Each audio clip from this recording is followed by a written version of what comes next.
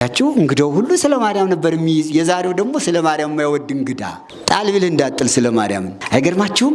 ጥርስ ያላወጡ ህፃናት እንዴት እንደሚወዷት። ዛሬ ጥርስ አውጥቶ ሁሉን እየበላ የሚጠላ ጥርሳም ጥርስ የሌሉት ህፃን ጥርስ የሌላቸው ህፃናት እንዴት እንደሚወዷት። ጥርስ ሳይኖራቸው እየሳቁ ያከበሯትን ጥርስ እያለው የሚነክስባት ይኸው ጥርሱን የሚነክስ ትውልድ። ጥርስ የሌላቸው ትናንሾቹ ህፃናት በድዳቸው ፍግግ እያሉ የተቀበሏት። ይህን ልብ ለሁላችን ይስጠን፣ ፍቅሯን ታሳድርብን። ይኸው ወተቱ እኮ ማን ይበልጣል? ማን በለጠ? የማርያም ፍቅር እኮ ይበልጣል። ይኸው ወተት ነው፣ ማር ነው፣ ሽቱ ነው። የአንቺን ፍቅር የሚያስተወኝ እመቤቴ፣ አንቺ ፍቅር የበለጠ የለም። የአንቺን ፍቅር የሚያስተወን ከአንቺ ፍቅር የሚለየን የለም። እመቤታችን ሰው አባቶቻችን የሚወዷት በምናቸው ነው? በህልማቸውም በእውናቸውም። አየህ፣ ይሄ እኮ ነው ፍቅሯ። በህልማቸውም በእውናቸውም ከልባቸው አትወጣም። አዎ፣ እኛም እንዲያርግ ነው መውደድ ያለብን። ሲጠሉ ወይም መጥላት ነው ወይም ደህና አድርጎ መውደድ ነው። ይሄ ለብ ያለ እንትን አይረባም። ከወደደችበት ትቀመጥ፣ ተዋት። ለህፃኑን ወዳው ነው። የሚጎልባት ነገር የለም። የራቃት ይርቃል እንጂ እሷ ክብርት ናት፣ ቅድስት ናት። ስለ ማርያም ክብር አለው። ለእኛ ኃጢአት በመስቀል ላይ ተሰቀለ። ለሰው ኃጢአት ተሰቀለ። መድኃኔዓለም የተሰቀለ ስለ ሰው ኃጢአት ነው። የሰውን ኃጢአት ለመደምሰስ ነው። ሥጋ ሞተ፣ በመለኮቱ ሕያው ነው። ነፍሳቸው ታስራ ተግዛ ወደ ነበረችበት ወደ ሲኦል ወረደ፣ ነፃነትን ሰበከላቸው። ጨለማ ውስጥ በሲኦል ያላችሁ ውጡ፣ ዛሬ ብርሃን እዩ አላቸው። ዛሬ የብርሃን ቀን ነው። ጨለማ ወደ ብርሃን ውጡ፣ ከስቃይ ከመከራ ከጨለማ ደፍት ወዳለባት ወደ ገነት ግቡ ብሎ በስመ አብ ወወልድ ወመንፈስ ቅዱስ አሐዱ አምላክ። በስመ አብ ወወልድ ወመንፈስ ቅዱስ አሐዱ አምላክ። በስመ አብ ወወልድ ወመንፈስ ቅዱስ አሐዱ አምላክ አሜን። ሰማይን በከዋክብት ምድርን በጽጌያት የሸለመ ያስጌጠ፣ ሰማይና ምድርን ከነሰራዊቶቻቸው ፈጥሮ የሚገዛ የሚመግብ፣ መላእክትን ለቅዳሴ ለዝማሬ ለምስጋና፣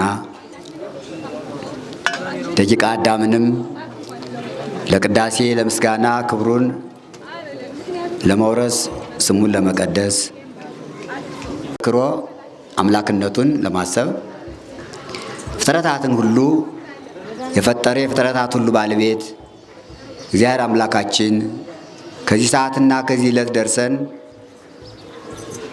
በዓለ ስቅለቱን የአገልጋዩ የጻድቁ የአቡነ መብዓጽዮንን የመታሰቢያ በዓል ለማክበር ከሩቅም ከቅርብም ከከተማ ከገጠር ሰብስቦ በረድኤቱ አቅርቦ በዚህ ሰዓት በዚህ ዕለት እዚህ እንድንገኝና እንድንቆም ከፊቱ ቁመን ጸሎት እንድናደርስ ከፊቱ ቁመን ሐዘናችን ችግራችን እንድናቀርብ የፈቀደ የፍጥረታት ሁሉ ጌታ የፍጥረታት ሁሉ ባለቤት እግዚአብሔር ስሙ ለዘላለም የተመሰገነ ይሁን።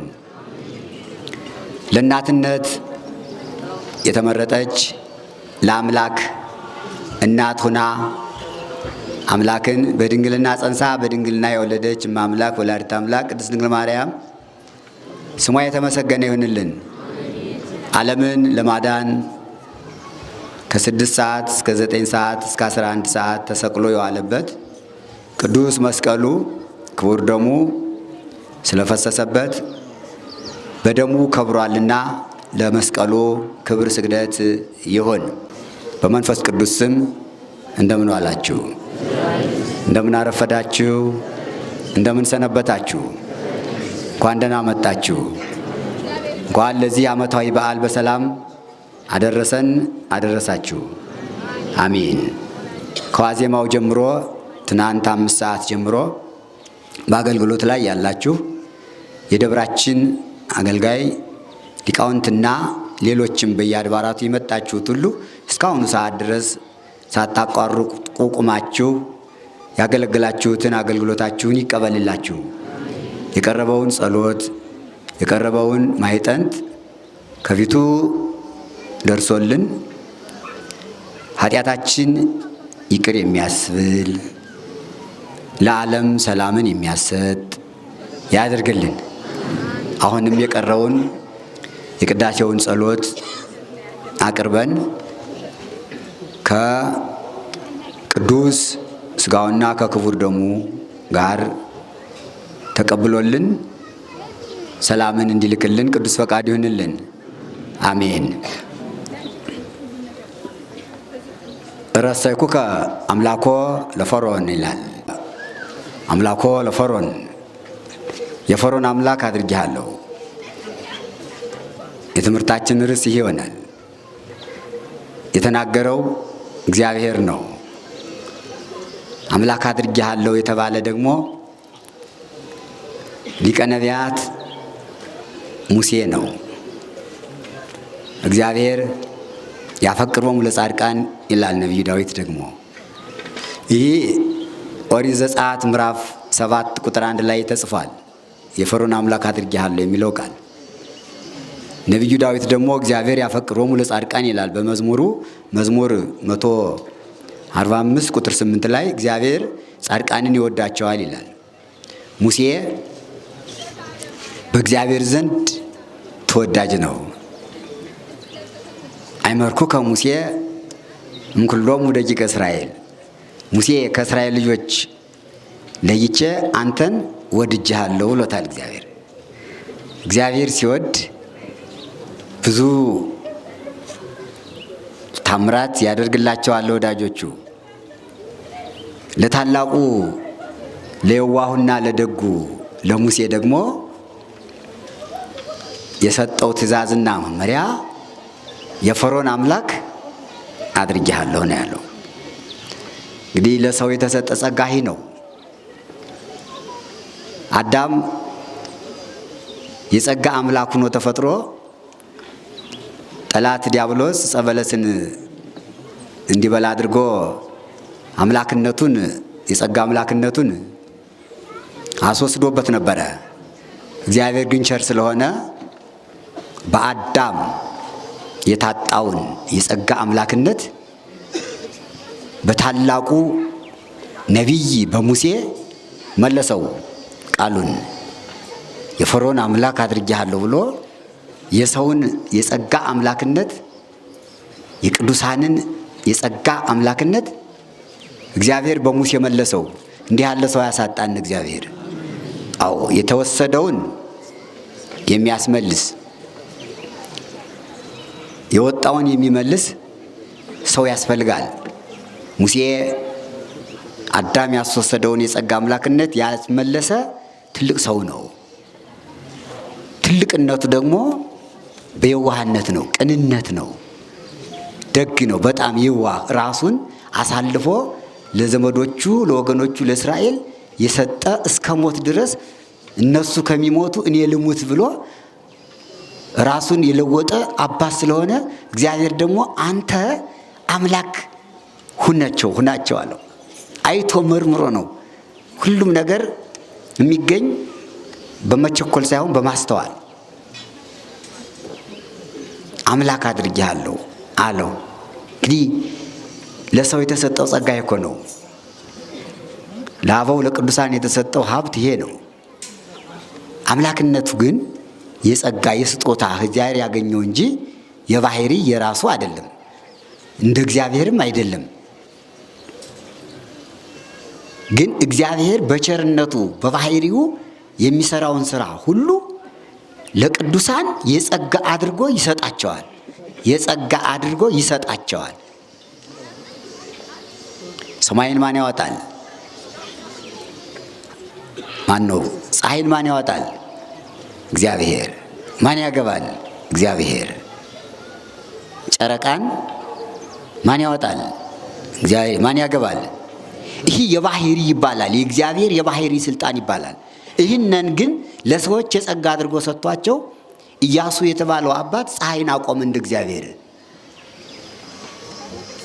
ከሙሴ የተተካው አባት የሙሴ ትክ የሆነው ኢያሱ ፀሐይን አቆመ። አቀመ ፀሐየ በገባወን ወርሃኒ በቆላተ ኤግሎም ይላል። ፀሐይን በገባወን ጨረቃን በኤግሎም አቆመ። ንጉሠ ነገሥቱ ሕዝቅያስም እንዲሁ 11 ሰዓት ከሆነ በኋላ ሰዓቱ ተመልሶ 3 ሰዓት እንዲሆንለት እግዚአብሔርን ጠይቆ የ11 ሰዓት ፀሐይ ተመልሶ ሲያማ 3 ሰዓት ሆኖለታል። ይሄ እግዚአብሔር በባህሪው የሚሰራው ስራ ነው። ለወዳጆቹ በባህሪው የሚሰራውን የጸጋ አድርጎ ሰጣቸው። የነፈጋቸው ነገር የለም። እግዚአብሔር ለጋስ አምላክ ነው። ደግሞም ስለማይፈራ ነው። ይቀናቀኑኛል ብሎ ስለማይፈራ ነው። ሰው እኮ የሚፈራ አቅም ስለሌለው ስልጣን ብሰጠው ስልጣኔን ይቀማኝ እንደያዘብኝ ይቀራል ብሎ ስለሚፈራ ነው። እግዚአብሔር ግን እንደዚህ አይደለም፣ አይፈራም። ለምን? ሕይወትና ሞት በእጁ ስለተያዘ አቅም በላይ ሆናለሁ ካለ ይደቆሳል። ፈርዖን ጨካኝ ስለሆነ በፈርዖን ላይ ነው እኮ ሙሴን የሾመው። ምን አለው ሙሴን? በፈርዖን ላይ አምላክ አድርጌሃለሁ አለው።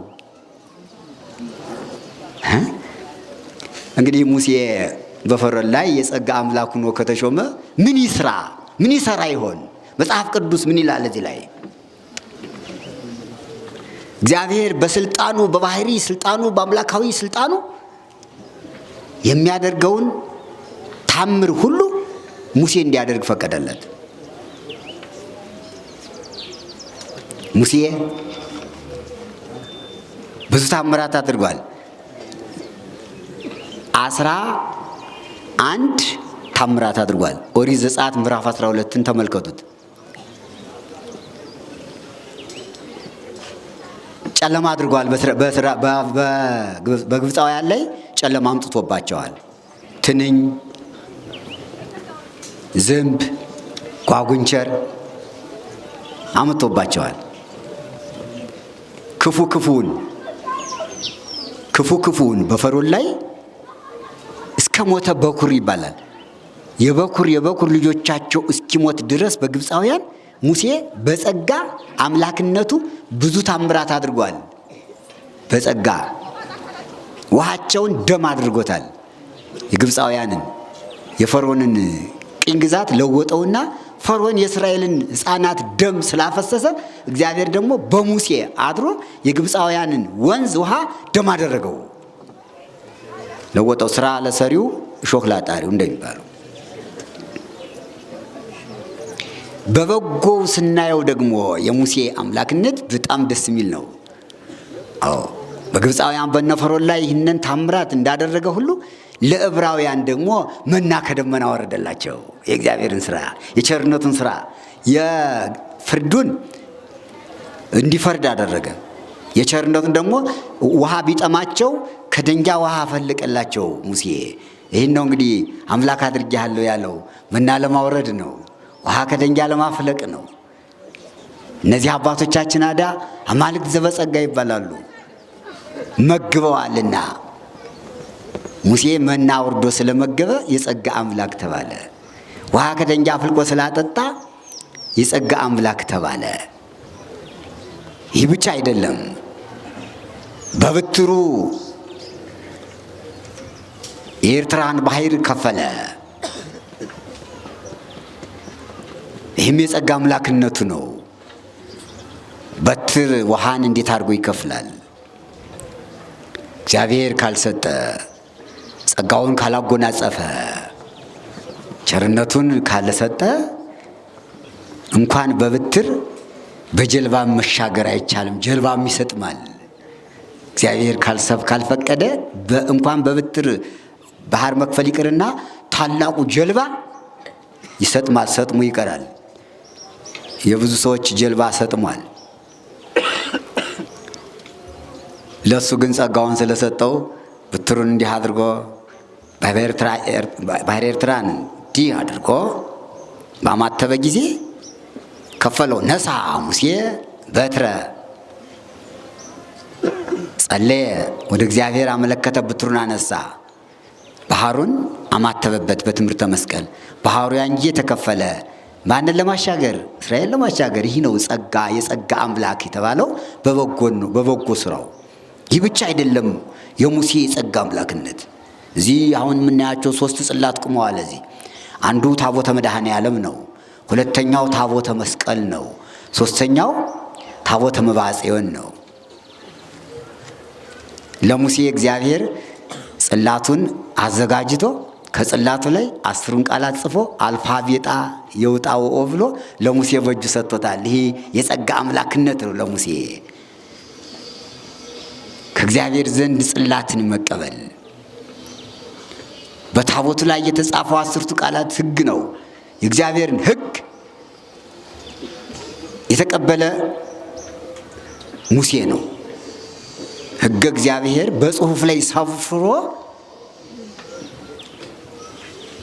ለሰው የተሰጠ በሙሴ ነው። እንግዲህ ሙሴ ይህን ሁሉ ሌላውንም ጸጋ ከእግዚአብሔር ተቀብሏል። ሙሴ በጸጋ አምላክነቱ ታምራት አድርጓል። እስራኤልን አሻገረ። ግብፃውያንንሳ አሰጠመ። የዛሬው በዓላችን ጻድቁ አቡነ መብዓ ጽዮን ነፍሳትን ከሲኦል ያወጡበት ስለሆነ ሙሴ የጌታ ምሳሌ ነው። ለጻድቃንም ምሳሌ ነው። እስራኤል የነፍሳት ምሳሌዎች ናቸው። ፈርዖን የዲያብሎስ ምሳሌ ነው። ባሕረ ኤርትራ የገሃነም ምሳሌ ናት። እስራኤል ባሕረ ኤርትራን ተሻግረው ምድረ ርስት እንደገቡ ነፍሳት ደግሞ በሲኦል የነበሩ ነፍሳት በመስቀል መድኃኔ ዓለም የሙሴ በትር የመስቀሉ ምሳሌ ነው። ሙሴ በበትሩ ባሕሩ እንደከፈለው መድኃኔ ዓለም ደግሞ በመስቀሉ ባሕረ ሲኦልን ከፍሎ ነፍሳትን ከሲኦል አውጥቶ ገነት አገባቸው ይላል።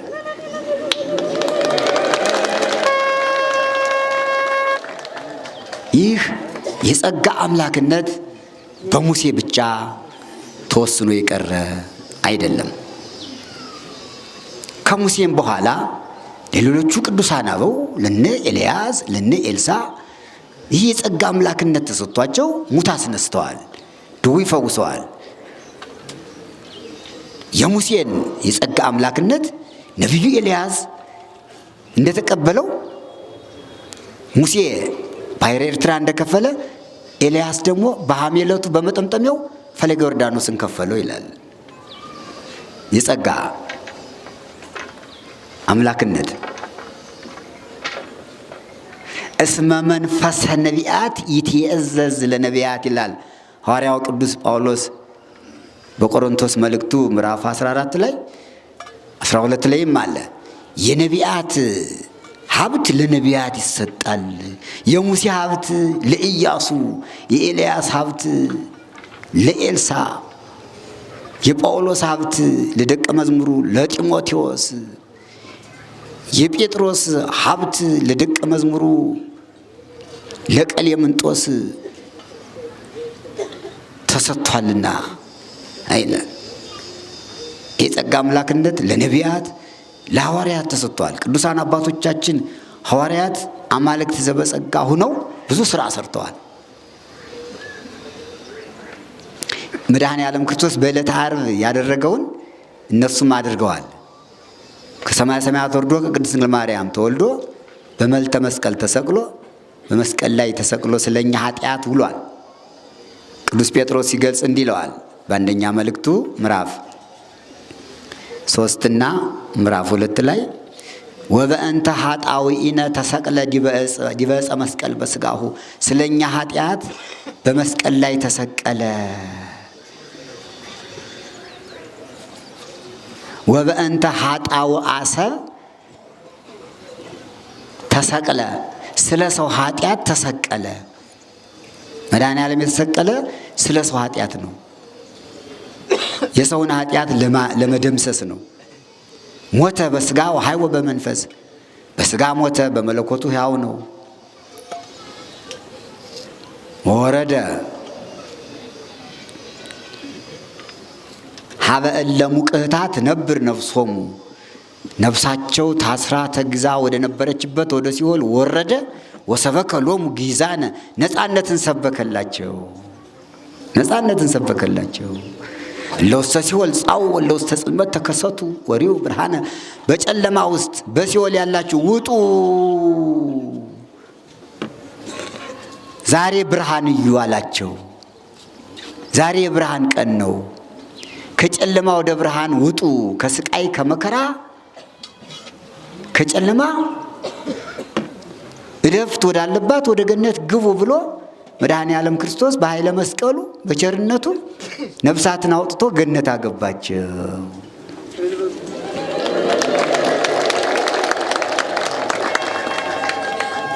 ይህ ነገር እንዳይቋረጥ ባለቤቱ ራሱ መድኃኔ ዓለም ክርስቶስ እሱ ራሱ ስርዓትና ሕግ ሰራ። በጻድቃን አማካኝነት በቅዱሳን አማካኝነት እሱ የሰራውን ስራ ያመኑበት በሱ ማምነው ተጠምቀው በክርስቶስ ክርስቲያን በወልድ ውሉድ ተብለው ሕጉን ትእዛዙን ፈጽመው የተገኙ ሁሉ እሱ የሰራውን ስራ እንዲሰሩ በቅዱስ ወንጌሉ ሰበከ፣ አስተማረ። እንዲህ አለ በዮሐንስ ወንጌል ምዕራፍ 14 ቁጥር 33 ላይ አማን አማን እብለክሙ እውነት እውነት እላችኋለሁ ዘየአምን ብየ ግብረ ዘአነ እገብር ውእቱሂ ይገብር። በእኔ ያመነ ሰው ካለ እኔ የሰራሁትን የምሰራውን ስራ እሰራለሁ፣ ይሰራል። ወዘየአቢ እምኔሁ ይገብር፣ ከዚያም በላይ ይሰራል ያደርጋል። እኔም ከሰራሁት በላይ ይሰራል ይጨምራል ማለቱ ነው እንጂ እግዚአብሔር በላይ ሌላው የሚሰራ ሆኖ አይደለም፣ ይጨምራል ማለት ነው። ተጨማሪ ስራ እንዲቀጥል ይሆናል። እኔ የሰራሁትን ስራ ሁሉ ይሰራል ማለት ከትውልድ ወደ ትውልድ ይተላለፋል። አንድ ሰው ብቻ ሰርቶት አይቀርም። ከዚህ የበለጠ የሰፋ ያደርጋል። እኔ የ4 ቀን ሬሳ አልዓዛርን አስነስቻለሁ፣ እናንተ የ100 ዓመት ሙት ታስነሳላችሁ አላቸው ሐዋርያትን። ይሄ ነው የበለጠ ማለት በቁጥር ለማለት ነው እንጂ ከሱ የበለጠ ስራ የሚሰራ ኑሮ አይደለም። ተደረገ። እነ ጴጥሮስ 12 ሐዋርያት እነ ቅዱስ ጳውሎስ ታምራቱን አደረጉ። ድውይ ፈወሱ፣ ጋይና ወጡ፣ ሙታ አስነሱ፣ ለምጽ አነሱ። ስራ ሰሩ። ከሙሴ ጀምሮ ሲሰራ የነበረውን ስራ ያለማቋረጥ ከብሉይ ኪዳን ወደ አዲስ ኪዳን ከዘመነ አበው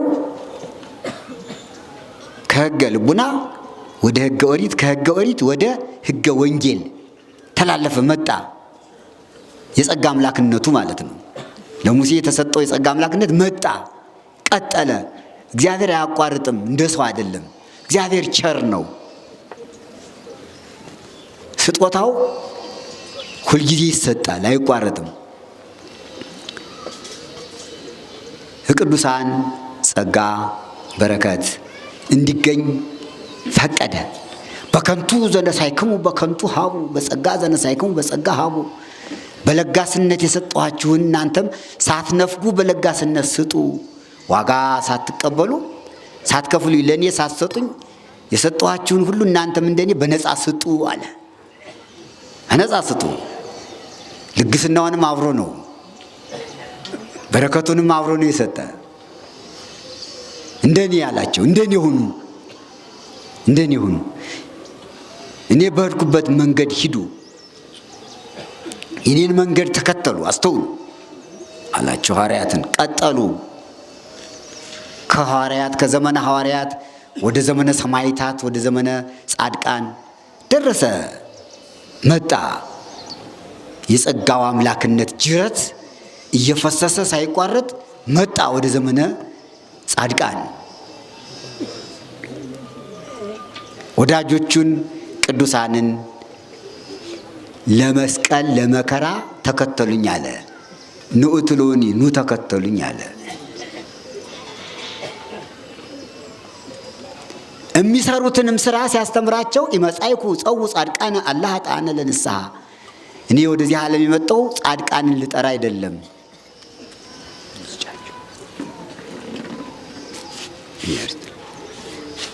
እኔ ወደዚህ ዓለም መጥቼ ሰው የሆንኩ ጻድቃንን ልጠራ አይደለም ኃጥአንን ወደ ንስሐ ልጠራ ነው የመጣው አለ።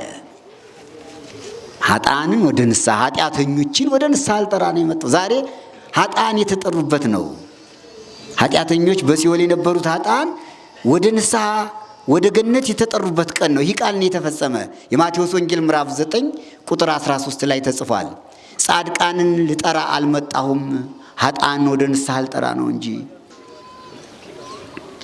ብሎ አስተማራቸው።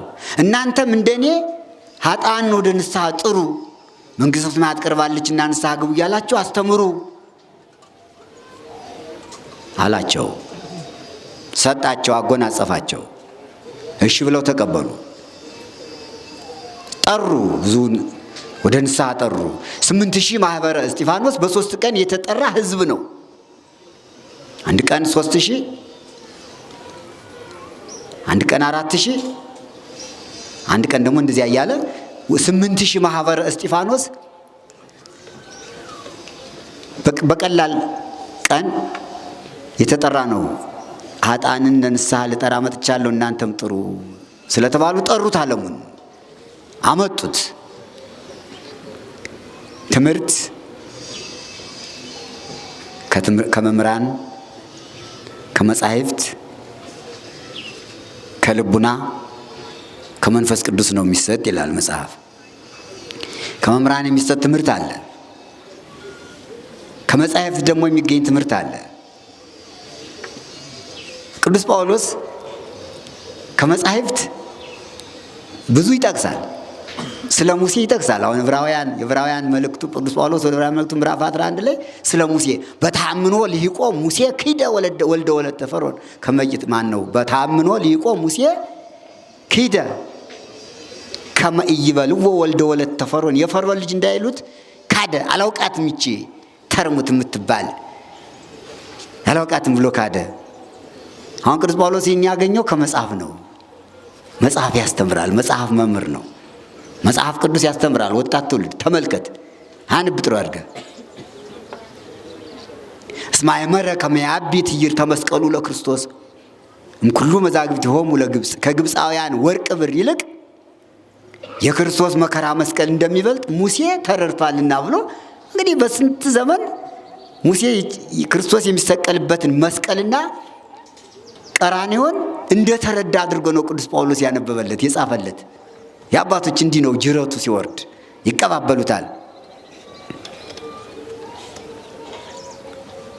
ያበው ስራ ወደ ውሉድ ይተላለፋል። ተላለፈ። ቅዱስ ጳውሎስ ተቀበለው፣ እጁን ዘርግቶ ሙሴን ተቀበለው። ሙሴ የክርስቶስን መከራ መስቀል የተረዳ ያወቀ ሰው ነው። በጉን ሰዋ ብሎት በጋ ፋሲካውን ስለሰዋ ቅዱስ ጳውሎስ ምስጢሩን ያመሰጠረው እዚያ ጋር አያይዞ ነው። ሙሴን እስራኤል ሞተ በኩር እንዳያጠፋቸው ጠርቶ ምን አለው? በጋ አምጥተህ ሰዋላቸው፣ ደሙን ለመቃለ መድረኩ ቅበው ብሎ ምሳሌውን ስለነገረው ሙሴ የክርስቶስን መሰቀል በዚያ አውቋል። በትሩ የመስቀሉ ምሳሌ ናት፣ ያ የበጉ ደም የክርስቶስ ደም ምሳሌ ነው ብሎ ያን ለማመስጠር ነው ቅዱስ ጳውሎስ እስመ አእመረ ትዕይርተ መስቀሉ ለክርስቶስ ያለው። የክርስቶስን መከራ መስቀል በምሳሌነት ሙሴ አይቷል፣ አውቋል። ዘመነ ሰማዕታት አልፎ ዘመነ ጻድቃን ዘመነ መነኮሳት ደረሰ እና አባ እንጦንስ እና አባ መቃርስ ምንኩስናው መጣ። ይህ ደግሞ ራሱን የቻለ አንድ ክፍል ነው። ዘመነ መነኮሳት ይባላል። ተጀመረ፣ ገና ይቀጥላል። አሁንም ወደፊት ገና እግዚአብሔር የሚሰራው ስራ ይኖራል። አዎ በመነኮሳት በጻድቃን አደረና ስራውን መስራት ጀመረ እግዚአብሔር። እኔ የምሰራውን ስራ ይሰራል በእኔ ያመነ የሚለውን አስቀጠለው። ጻድቁ አቡነ መባጽዮን ዛሬ ቃል ኪዳን የተቀበሉበት በዓልና ነፍሳትን ያወጡበት ነው። ደረሰ፣ ለጻድቃን ደረሳቸው። ተራው ደረሰ። ተራው ሲደርስ አቡነ መባጽዮን ኢትዮጵያዊ ጻድቅ ናቸው። በኢትዮጵያ ብዙ ቅዱሳን ጻድቃን አሉ። ከሴቶችም ከወንዶችም እነ ቅድስት ክርስቶስ ሰምራ ኢትዮጵያዊት ናት። እና አቡነ ተክለ ሃይማኖት ሌሎችም ቅዱሳን አሉ ኢትዮጵያውያን። አቡነ መብዓ ጽዮን በኢትዮጵያ ምድር ተወለዱ ይላል። አባታቸው ሀብተ ጽዮን፣ እናታቸው ትኩና ለጽዮን ይባላሉ።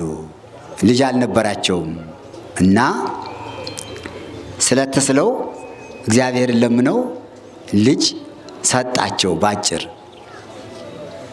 ልጃቸውን መብዓ ጽዮን አሉት። ተስለው ሲሳሉ ስሙን መብዓ ጽዮን እንለዋለን ብለው ነበረ፣ ወይም ተክለ ማርያም እንለዋለን ብለው ተስለው ነበረ። እንግዲህ ማስተዋል ይጠይቃል። ከእግዚአብሔር ለምኖ የሚሰጠው ልመና የልመና ሀብት ከስም ጋር አብሮ ነው የሚሄድ። አሁን ብዙ የነቢያት ስም የሐዋርያት ስም ከልመናቸው ከብጻታቸው ጋር አብሮ ትርጓሜ የያዘ ነው። መብዓ ጽዮን፣ ተክለ ማርያም ሁለት ስም አላቸው። ተብለው ተጠሩ። በሕፃንነታቸው እግዚአብሔር አምላክ ትልቅ ስራ ሰራባቸው፣ ታምራት አደረገባቸው፣ አሳየባቸው። አቡነ መብዓ ጽዮን ተወልደው በሕፃንነታቸው የማርያምን ፍቅር አሳድርባቸው ይላል። ለሁላችንም የማርያም ፍቅር ያሳድርብን፣ የእመቤታችን ፍቅር ያሳድርብን፣ የእመቤታችን ፍቅር ያሳድርብን። መድኃኔ ዓለም ክርስቶስ በሚወዳቸው ላይ አንደኛ ፍቅረ እግዚአብሔር ራሱ ፍቅር ያሳድርባቸዋል። ሁለተኛ የወላዲተ አምላክ የቅድስት ድንግል ማርያም ፍቅር ያሳድርባቸዋል። የመላእክትን፣ የጻድቃን፣ የሰማዕታትን ፍቅር ያሳድርባቸዋል። ለአቡነ መብዓ ጽዮን ከስማቸው ጋር የሚሄድ ፍቅረ ማርያምን አሳድርባቸው። የእመቤታችን ፍቅር ከሁሉ ይበልጣል ይላል። እንደ እሳት ያቃጥላል። ሕፃን አይልም፣ ወጣት አይልም፣ ሽማግሌ አይልም። ሲያድር ፍቅሩ እሱ ሲያሳድር ልዩ ነው። እንዲሁም እግዚአብሔር አምላክ ሊምረው የወደደውን ሰው የእመቤታችን ፍቅር ያሳድርበታል ይላል።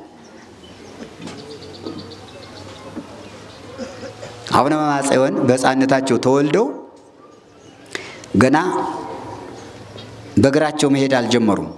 ድክ ድክ እያሉ ሲሄዱ ከቤታቸው አንድ እንግዳ መጣ ይላል። ከና አቡነ መብዓ ጽዮን ቤት አንድ እንግዳ መጣ። ወላጆቻቸው ተቀበሉት። እግሩን አጥበው የሚበላው የሚጠጣውን አቅርበው አስተናገዱ። አደረ። ያ እንግዳ ደግሞ ቸር እንግዳ አንጣ እንደሚባለው የእመቤታችን ፍቅር ያደረበት ሁልጊዜ ስዕሏን የማይለይ አብሮ ዟት የሚሄድ ምእመናን እየሰማችሁ ነው። ስዕሏን እንዳትለዩ እሺ። አዎ እንዲያ ነው። ቀድሞ አባቶቻችን ስዕል ይይዛሉ። ትንሽ ትንሽ ስዕል መጽሐፍ ይይዛሉ። ኢትዮጵያዊ ጃንደረባ ፊልጶስ በብሔረ ጋዛ ሲያገኘው ምን ዞ ነው ያገኘው? ምን ዞ ነው ያገኘው? መጽሐፈ ኢሳይያስ ሲያነብ እኮ ነው ያገኘው። ኢትዮጵያዊ አንብቡ። የሐዋርያት ሥራ ምዕራፍ 8 ቁጥር 35 ላይ አለላችሁ ተጽፏል።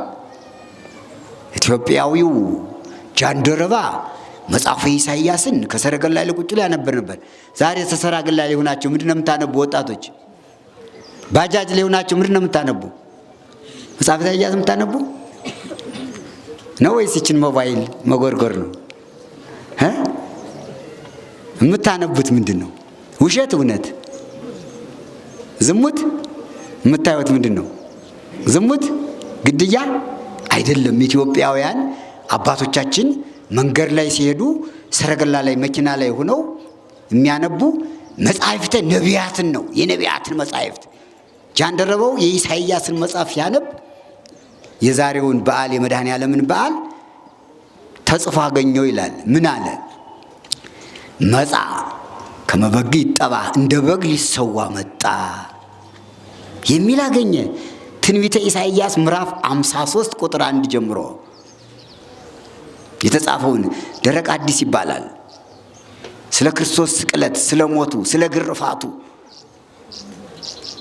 ነሳደው የኖጸሮ ሕማመነ መከራችን ተቀበለ ወቆስለ በእንተ ኃጢአትነ ስለ ኃጢአታችን ቆሰለ ጠውኩ ዘባኒ ለቅስፈት ወጽፋቲ ለመላቲ ለጽፋት ጀርባዬን ለግርፋት ሰጠው ፊቴን ጉንጨን ለጽፋት ሰጠው ብሎ ኢሳይያስ የጻፈውን ነበር ኢትዮጵያዊ የሚያነብ። ዛሬስ እናንብብ እባካችሁ። መጽሐፍ ቅዱስ እንመልከት። የኢትዮጵያ ወጣት አንብብ። መጽሐፈ ኢሳይያስን ተመልከት። ሌላው ይቅርብህ፣ አይረባህም።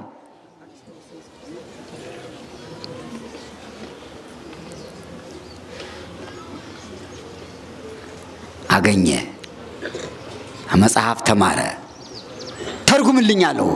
ና ወደዚህ ሰረገላ፣ የምታነበውን ታውቀዋለህ? አላውቀውም። ና ተርጉምልኝ። ያነገረኝ ስለሌለ ምኑን አውቀዋለሁ አለው። ወጣ፣ ነገረው። ስለ ክርስቶስ ነው ይላል። እግዚአብሔር የሚወዳቸውን ሰዎች ያስተምራቸዋል። ከሕፃንነታቸው ጀምሮ ይወዳቸዋል። እግዚአብሔር ያፈቅሮሙ ለጻድቃን፣ እግዚአብሔር ጻድቃንን ይወዳቸዋል። አሁን መባጽዮን በእግዚአብሔር ዘንድ ተወዳጁ ሕፃን እንግድነት ነው። እንግዲህ እንግዳ ሲሄድ ነው፣ ቅድም ጀምሬላችሁ የለ እንግዳ ሲሄድ ስዕል አለው። ካህን ከሆነ መስቀል ይይዛል፣ በትር ይይዛል፣ መጽሐፍ፣ የጸሎት መጽሐፍ ይይዛል። ኢትዮጵያዊ እንግዳ እና ከና አቡነ መባጽዮን ቤት ያደረው እንግዳ ምን ይዞ ነበር ነው ያልኳችሁ? ምን ይዟል? ምንድን ነው የያዘ? ሲጮኻችሁ ንገሩኝ። የማንን ስዕል? በደንብ አድርጋችሁ ተናገሩ። ምንድን ነው የያዘ? ስዕለ ማርያም በሉ። ያዙ፣ ድገሙት። ምንድን ነበር የያዘ? አያችሁ፣ እንግዳው ሁሉ ስለ ማርያም ነበር የሚይዝ። የዛሬው ደግሞ ስለ ማርያም የማይወድ እንግዳ። የአሁኑ ዘመን እንግዳ ስለ ማርያም የማይወድ፣ የቀድሞቹ ስለ ማርያም ሰው ነው የሚጓዙ። አያችሁ። አዎ፣ ስዕሉን ይዞ አደረ። እንዳስቀመጣት ወደ ቤቱ ሄደ። ጣል ቢል እንዳጥል ስለ ማርያምን። መባጽዮን ዛሬ ስለ ማርያም በደንብ አድርጎ ነው የሚያስተምሩና እንደው ዘመኑ እንዲያ ስለሆነ እሳቸው ላይ ነው ጠበቅ የምናደርገው። ረስቷ ተዲያ እንግዳ ድክ ድክ እያለ አባ መባጽዮን ግን አጻኑ ነው በእንትኑ በጉልበቱ እንዲህ ድክ ድክ እያለ ሂዶ ያችን ስዕል አገኛት፣ ያዛት፣ ንቅ አድርጎ ያዘ፣ ከደረቱ አስጠጋት። ሲያት ይስቃል። ብቻውን ዝም ብሎ እሷን እያየ ይስቃል። እመቤታችን ጋር ማለት ነው። ስለ ማርያም አይደለች? አዎ፣ ፍቅቅ በድዱ እኮ ነው የሚስቅ።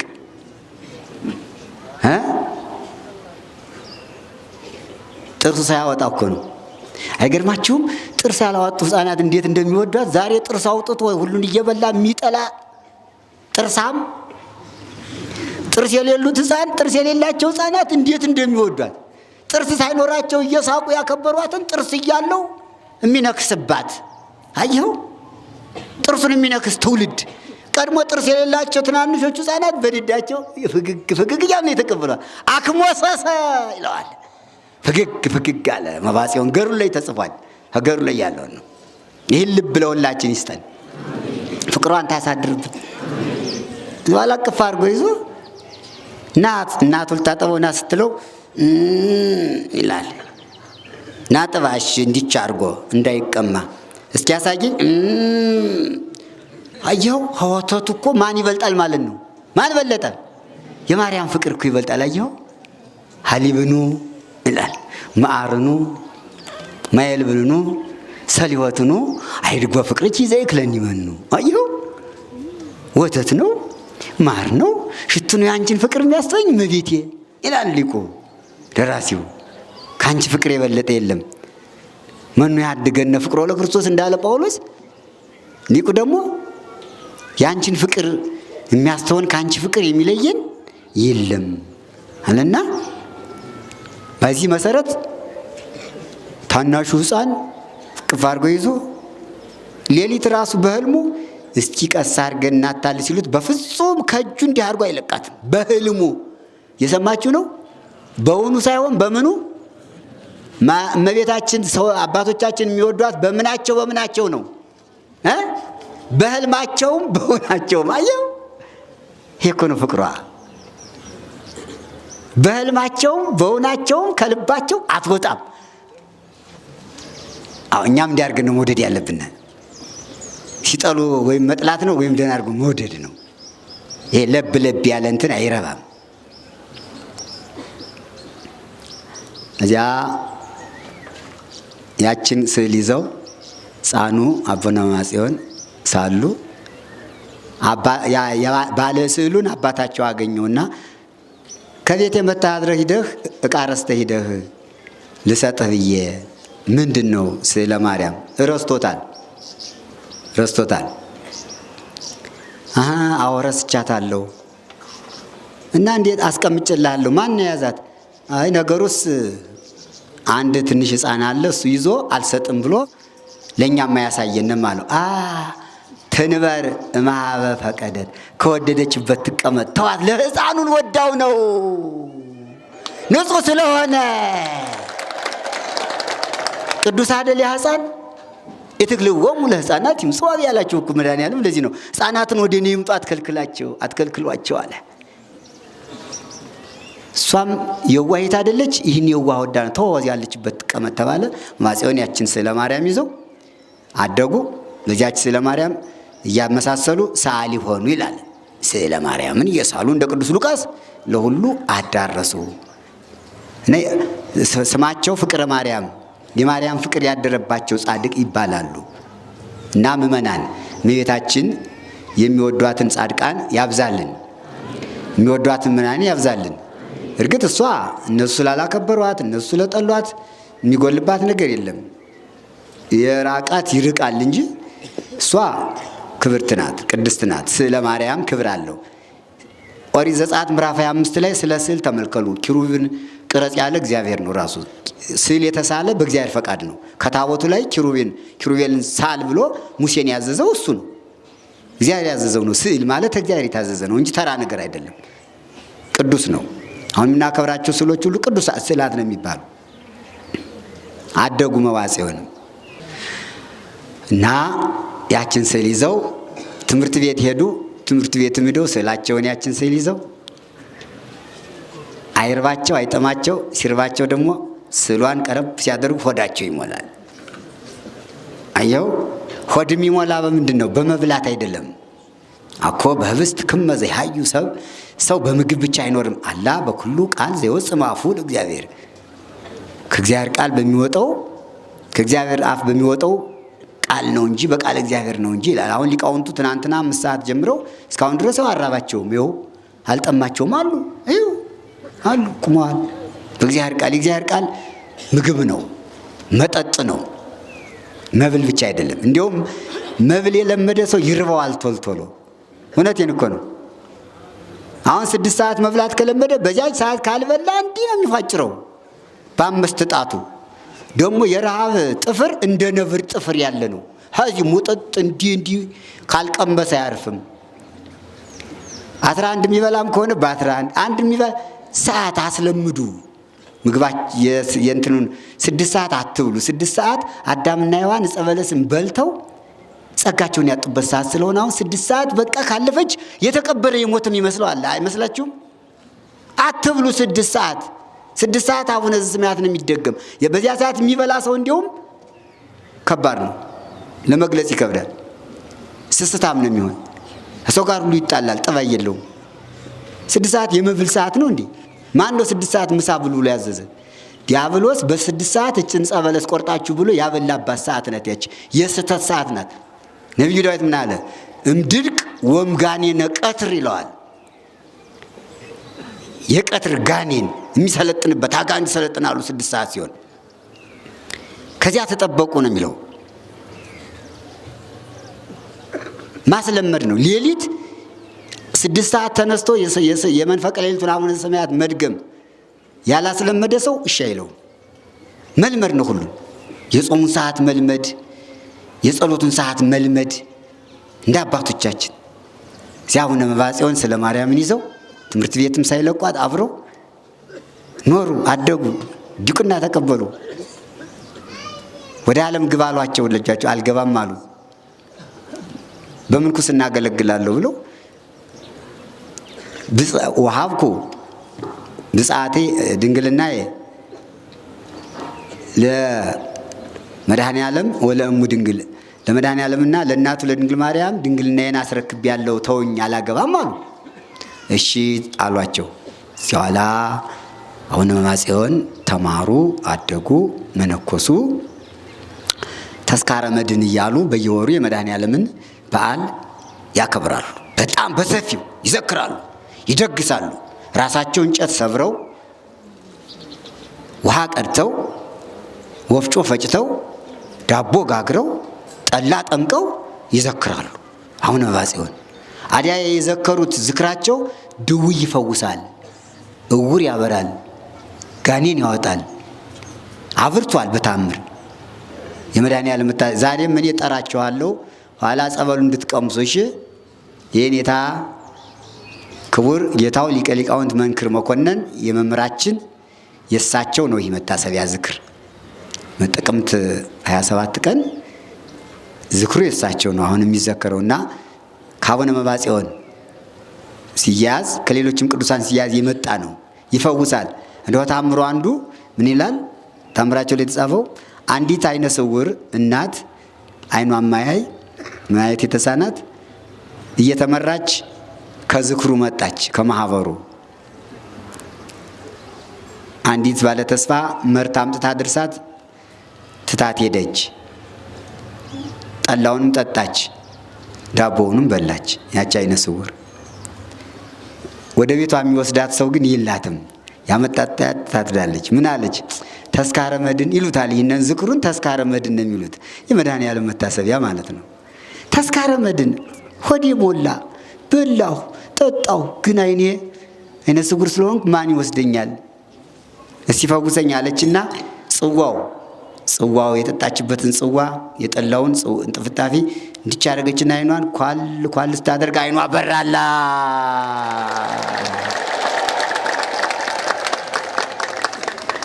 የመሸታ ጠላ አይን ያጠፋል እንጂ አያበራም። እሺ ይሄ የዝክር ነው እንድታውቁት። ጠላ አይን ያበራል ያላችሁ እንዳታበዙ። የዝክሩ የሰንበቴው አይን ያበራል። የመድኃኔዓለም የእመቤታችን ዝክሩ ነው አይደለም? ያ ነው እኮ መንፈሳዊ። ለምን ጸሎት ተጸልዮበታል፣ የጻድቁ በረከት አርፎበታል። አይኗ በርቷላት ቤቷ ዳ ገብታ ተስካረ መድን ስጋዬንም ነፍሴንም አዳንከው አለች። ሆዷም ሞልቷል፣ ደግሞ አይኗ በርቶላታል። ይህን ዕድል ለሁላችንም ይስጠን፣ አይናችን ያብራልን፣ የታወሩትን አይናችን ያብራላቸው እና የጻድቁ ዝክር እንደዚህ ነበረ። ማህበርተኞቻቸውን ሲመክሩ እናንተ ማህበርተኞች ይህ የእመቤታችንና የመድኃኔዓለም ዝክር ነው፣ ሁለቱ ድርሻቸውን ይቀመጥላቸው ይሉ ነበር። ምን ይላሉ? እናንተ ማህበርተኞች የራሳችሁን ትይዛላችሁ፣ ይህ ለእመቤታችን ለቅድስት ማርያም፣ ይህ ለመድኃኔዓለም ይቀመጥ ብሎ ያስቀምጣሉ። መቼ ይመጣሉ? ዝም ብሎ ይመጣሉ ይላሉ፣ ይጠብቋቸዋል። ይመጣሉ የሚሏቸው እንግዶችን ነው፣ የኔ ቢጤዎችን ነው። መድኃኔዓለም ምን አለ በወንጌሉ? ዛስቴ ለአሐዱ ምሉ ንዑሳን አዎ የጽዋማይ ቆይር አማን ለክሙ እያሐቁላ ስቦ ማቴዎስ ወንጌል ምዕራፍ 10:40 ላይ ከነዚህ ከታናናሾቹ ወንድሞቼ ነው ያላቸው። ወንድሞቼ ለአንዱ ቀዝቃዛ ውሃ የሰጠ ዋጋውን ያገኛል ስላለ እነዚህ የተረ እመቤታችን በእንተ ስማ ለማርያም ለሚሉት ይሄ መድኃኔዓለም ብቻ ደግሞ ስለ ቸሩ እግዚአብሔር ብለው ለሚለምኑት ለነሱ ነው ብለው ከሶስት ይከፍሉት ነበር ይላል። አትሳሱ ይላቸው ነበረ። እኛ ግማሽ እንብላ እነሱም እኩል ይብሉ። አንዳንድ እንጀራ ይብሉ እንዳልላችሁ ደግሞ ማህበሩን ትተውብኛላችሁ ይላል። ይገርማል እኮ ሰው መቼም ታዲያስ ደግሞ ለድሃ ብቻ ይለነን ይላል። ሳስተን እየሳሳነ ድሃ ካልበላ ሀገር አይጠበቅም። ይሄ ምርፋቁ መክፈልቱ ማስተናገጃ ነው። ሰንበቴው ማህበሩ ጽዋው ይህ ከሌለ ሬዲት የለም። አሁን ስስት ገብቷል። ምርፋቅ ቤት፣ ሰንበቴ ቤት፣ ደጀ ሰላም ይሄ የእግዚአብሔር እንግዶች የሚቀምሱበት የሚበሉበት የሚጠጡ። ያማ ከሆነ ቤተክርስቲያን ቤቷን ዘጋች ማለት እኮ ነው። የእግዚአብሔር እንግዶች ታዲያ ምን ይስተናገዱ? እስቲ ምን ይብሉ ምን ይጠጡ? ብር እየተባለ በሮ ይቀራል። እውነቴን ነው። ይህ የአቡነ መብዓጽዮን የእንግዳ መቀበያቸው ተስካረ መድን ማህበሩ ነው፣ ሰንበቴው ነው፣ ምርፋቁ ክርስትናው አመታቱ የእንግዳ መቀበያ ነው። ከቤቱ ያለው ቤቱ ይላል። እንዲሁም ጳውሎስ ምንድን ነው ያለው? እንዘበለፊ ያለው ሩባን አንትሙ ትጸግቡ ወትሰክሩ፣ ድሃዎች እዚህ ተቀምጠው እናንተ በልታችሁ ጠግባችኋል ይላል። ያለው ካለ ቤቱ ይብላ፣ የለ ድሃ ጥለህ ሂድ ብሏል። ቅዱስ ጳውሎስ። አዎ ድሃዎች በተቀምጠው እዚህ አጠገብ እያለቀሱ እናንተ ትበላላችሁ፣ ቤት ሄዳችሁ ቤት ሂደህ ብላ። ይህ የድሃ ነው። በቃ እንዲሁም የድሃ ነው። ምርፋቅ የድሃ ነው። ክርስትና የድሃ ነው። ዓመታት ፍታት የድሃ ነው። ቅዱስ ጳውሎስ ተናግሮታል። ድሃ ባጠገብ ተቀምጦ አንተ ትጠግባለህ፣ ትሰክራለህ እያለቀሱ ወደ እግዚአብሔር አይ አፋችን የምንሽርበት ምግብ ምን ነው የምናገኝ እያሉ ይጮሃሉ ይላል። እና አባቶቻችን እንዲህ አድርገው ዝክሩን ድውይ ፈውሰውበታል፣ እውር አብርተውበታል ለማለት ነው። እዚያ በኋላ ደግሞ አቡነ መባጽዮን ገድላቸው ነው፣ እየጨረስኩ ነው። የዕለተ ዓርቡን የመድኃኔዓለምን ገድል እሱ ባስቻላቸው መጠን በራሳቸው ፈቃድ ፈጽመውታል። እሱ አክሊሎ ሰው ራሱ ላይ የሾህ አክሊል እንደደፋበት እዚህ ላይ የሚሸከሙት ትልቅ ደንጊያ ነበራቸው። እዚህ ላይ ደረቱን ስለተቸነከረ እዚህ ላይ ደረታቸውን የሚሸከሙት ትልቅ ደንጊያ ነበራቸው። ጀርባውን ስለተገረፈ በጀርባቸው የሚሸከሙት ትልቅ ደንጊያ ነበራቸው ይላል ገድሉ የሱን ቸርነቱን ለኔ ብለህ ተሰቀልክ እያሉ ፊታቸውን በጥፊ ይጸፋሉ፣ በቀጋ ይገርፋሉ፣ ዓርብ መራራ ይጠጣሉ። እሱ መራራ ሐሞት ስለጠጣ ማለት ነው። እና የዕለተ ዓርቡን መከራ ሙሉ በሙሉ አስታውሰውታል። በበቅሎ በፈረስ አይቀመጡም ነበር፣ ካልጋ ላይ አይተኙም ነበር፣ መደብም አይተኙም ነበር። ከመሬት ላይ ከባዶ መሬት ላይ ነበር የሚተኙ። አንደኛ ትሕትና ነው። ሁለተኛ የመድኃኔዓለምን መከራውን አይሁድ ከባዶ መሬት ላይ ጥለው በእግራቸው ስለረገጡት እሳቸው ከባዶ መሬት ላይ አፈር ላይ ነበር የሚተኙ። አቡነ መባጽዮን ጻድቁ ፍቅሩን ስላሳደረባቸው ማለት ነው። እየመጣ ያናግራቸው ነበረ። ጻድቁን ሕፃን ሁኜ ልታይህ፣ አረጋዊ ሁኜ ልታይህ፣ እንዴት ሁኜ ልታይህ፣ በዕለተ ዓርብ ተሰቀልኩ ሁኜ ልታይህ ይላቸዋል። አንተ በፈቀድከው ታየኝ ይሉት ነበር። እና ልብስ አላቸው። መባጽዮን ፍቅር ከእኔ ጋር ያለው ፍቅር እኮ ልዩ ነው። ሥጋ ወደሙ ባልተቀበልክ ቀን እንደ ሥጋ ወደሙ እንዲሆንልህ ልብስን አምጧልና ብሎ ልብሳቸው ላይ ፋለላቸው። ይህን አሽትት አላቸው። ይሸታቸው ነበር። በተለይ በ27ና 40 መዓዛ ገነት ይሸታቸው ነበር። ሥጋ ወደሙን ባልተቀበሉ ቀን ያ እንደ ሥጋ ወደሙ ይሆናቸው ነበር ይላል። አንድ ጊዜ ያንን ልብስ ለአንድ ሰው አዋሱትና ተወቅሰዋል። ለአንድ ጻድቅ ይኸው መባጽዮን ሥጋ ወደሙ ይሁንልህ ብዬ የሰጠሁትን ልብሱን እንደ ሥጋ ወደሙ ይሁንልህ ይህን አሽትት ያልኩትን ለሰው አዋሰብኝ፣ ስለዚህ ምከረው አላቸው። መከሯቸው። አዘኑ። አይ ስለሚወድ ነው አላቸው። ምእመናን ሥጋ ወደሙ የምትቀበሉበትን ልብስ ለብቻ አኑሩ፣ ከሌላ ጋር አትቀላቅሉ። የሥጋ ወደሙ መቀበያ ልብስ በጣም ክቡር ነው። ለብቻ ይኑር። ለሰው አትስጡ፣ አታውሱ፣ ያስወቅሳል። የሥጋ ወደሙ መቀበያ ልብስ ራሱን የቻለ ነው። ስለ ሥጋ ወደሙ የነበራቸው ፍቅር ልክ እመቤታችን እንደሚወዳት ሥጋ ወደሙን ያከብሩታል። አንድ ቀን ይላል አንድ ሰው ሥጋ ወደሙ ተቀብሎ ወጥቶ ሲሄድ እንቅፋት መታው። ሥጋ ወደሙን ተቀበለ በኋላ እንቅፋት መታው። እንቅፋት ሲመታው ደሙ ፈሰሰ።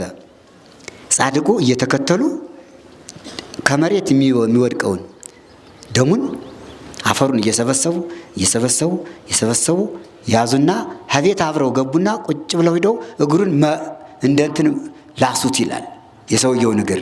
ለምን? ሥጋ ወደሙ ስለተቀበለ። የሥጋ ወደሙ ክብር እኮ ነው። ለዚህ ነው ቤተክርስቲያናችን በሥርዓተ ቅዳሴ መጽሐፍ ቅዳሴ ሥጋ ወደሙ የተቀበለ ሰው መንገድ አይሂድ የሚባለው ለዚህ ነው። መንገድ አይሂድ። ለምን? እንቅፋት እንዳይመተው፣ እሾህ እንዳይወገው፣ ደሙ እንዳይፈስ። ሥጋውን ደሙን የተቀበሉ በኋላ መታጠብ ክልክል ነው። ገላን መታጠብ እንዴ! ከውሃውና ከቅዱስ ሥጋው ከክቡር ደሙ ማን በልጦ ነው የሚያከብረው? መታጠብ ክልክል ነው ይላል። መራቆት ክልክል ነው ይላል። ጥፍር መቁረጥ፣ ፀጉር መላጨት ክልክል ነው ይላል። አብዝቶ መብላት ክልክል ነው ይላል። ተፋትሆ መከራከር ክልክል ነው ይላል። መራቆት ክልክል ነው። ሥርዓተ ቅዳሴው ላይ ተጽፏል ስለ ሥጋው ደሙ ክብር እና እንዲህ አድርገው ያከብሩት ነበረ። አንዱን ደግሞ አስመልሶት እንደዚሁ ያንን ተቀብለውታል፣ አልተጸየፉትም። ለምን? ሥጋው ደሙ ተቀብሏል። በመጠኑ ብሉ የሚባልም እንዳያስመልስ ነው።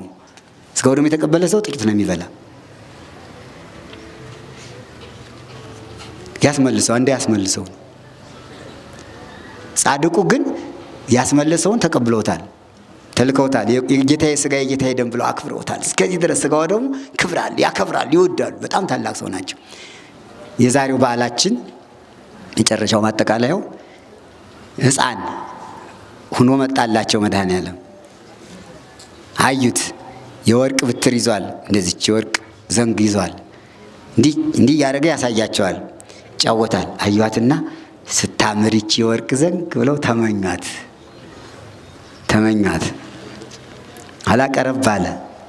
መባጽዮን በደንብ ትመለከታታለህ፣ ምንድን ነው አሉት። እንዲያው ደስ እያለችኝ። እንግዲህ ውስጣችን ሲፈልግ ዓይናችንም ጆሮአችንም አብሮ ነው አደለ? ደስ ይለዋል። ደስ አላቸው። እሱ ደግሞ ደስ እንዳላቸው እንደሚሰጣቸው ስላወቀ ነው እንዲህ ያሳያቸዋል። እቺ እያደረገ እና ወደዚህ ቀረብ። አሁንም ትመለከታታለህ። ፈልግሃት ነው? መቼስ ቅሚያ እንዳይሆንብኝ እንጂ ፈልጊያታለሁ። ይህ እኮ ነው የምንሻውን ይወዳል። ወዘንበለን ሳሎ ይሁ ፍትወተነ ይላል። ሳንለምነው ልባችን የምንወደውን አውቆ ይሰጠናል። ብሰጥ ምን ታደርገዋለህ? ተግባር ላይ ነው ዋናው። ባሪው ብዙ ለብሶ አይዋለሁ። ለምንድን ነው ይሄ መሆን የለበትም። ቄሱ ደግሞ ቆብ፣ አሁን ቄስ ቆብ መልኩሶ ሚስቶቻችሁ እንዲህ ሊሆኑ ነው። አንዲት እኮ ደንግጣለች። ቆቡን አድርጎ ሄደ። መልኩሰህ ነው እንዲህ አለችው። ኧረ አልመለኮስኩም። እንግዲህ ቆብ የሚያደርግ በሀገራችን መነኩሴ አይደል አለች። እዚሽ ላይ ክፍተት አላት ብሎ ያችን አሳየ። ማማኛ አይጉድ! ይሁን እኮ ቅሚያ ነው፣ ስስት። ይህ በምንኩስና ብር ስለሚገኝ ያችን ቆብ አድርጎ ለብር መለመኛ። እውነቴን እኮ ግልጽ እንነጋገር እንጂ አሁን ቄሱ ለቄስ ሻሽ አይበቃውም? ታዲያ ቆብ ያደረገ ቄስ አይታችሁ ታውቃላችሁ? አታውቁም? እንግዲህ ወደ ብፁዕ አባታችን ዳኝነቱ ያ ስለሆነ እኛ ተው ማለትም አንችል፣ ተው ማንል። እንግዲህ ይታይ ነው፣ አቤቱታ ይታይ ነው። ቄሶቹ ሻሽ ጠምጥሙ፣ ቆቡን ይተውት። ተማሪው ደግሞ ይህንን የጳጳሳቱን እንትን አይልበሱ። አይመስላችሁም?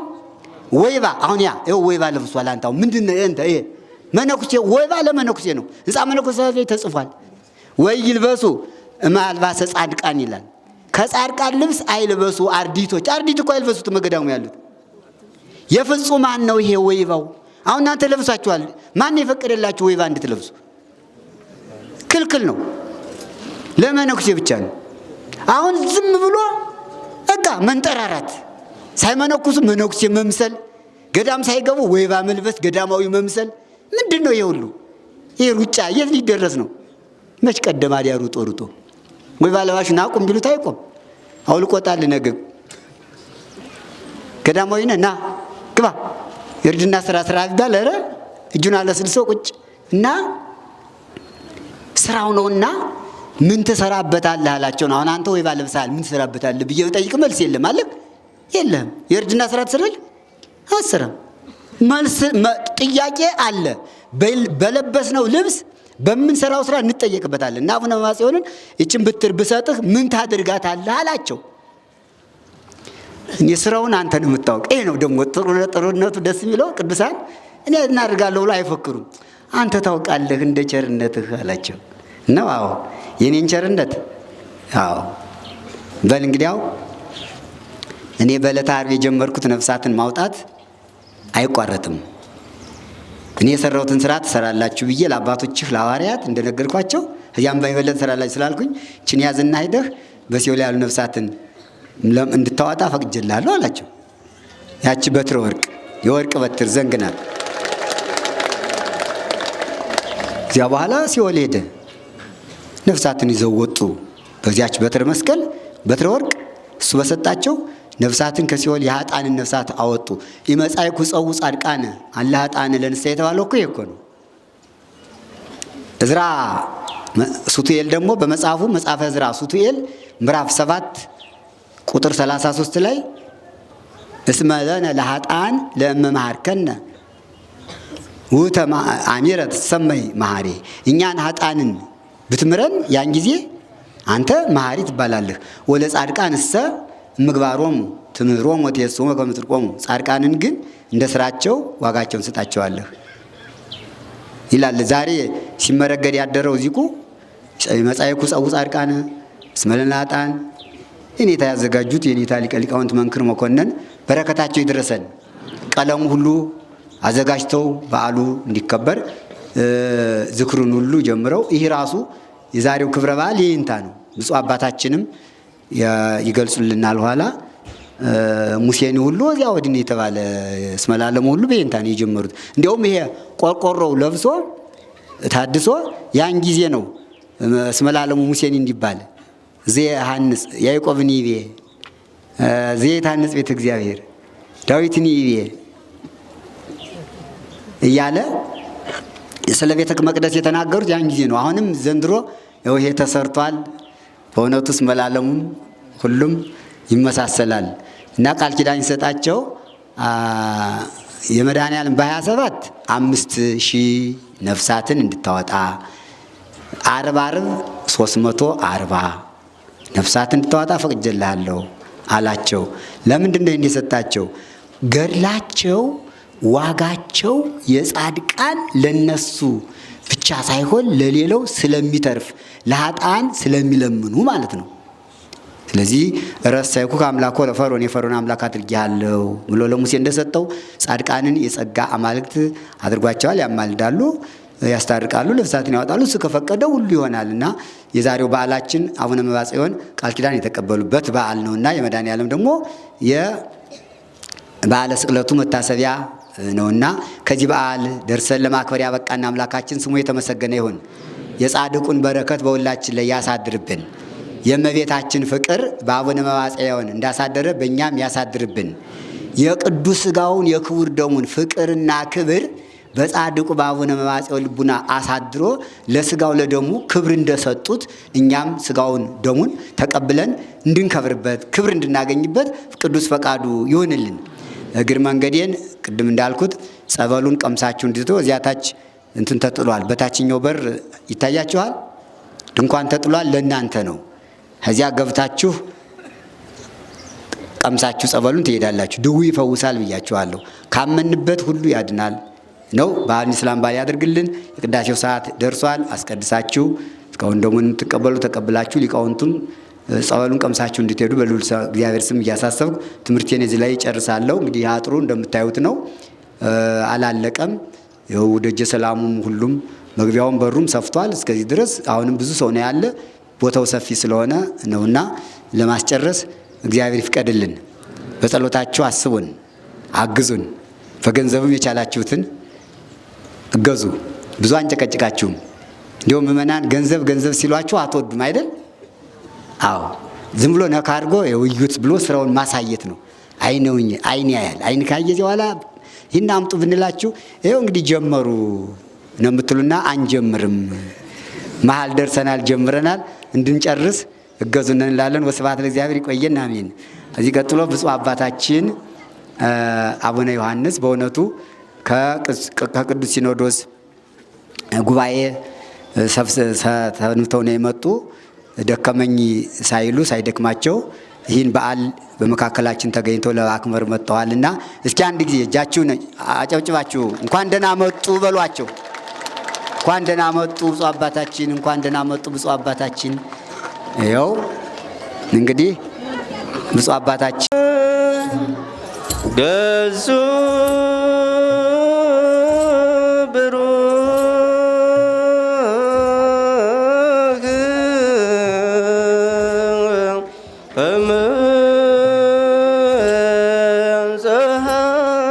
ፀሐይ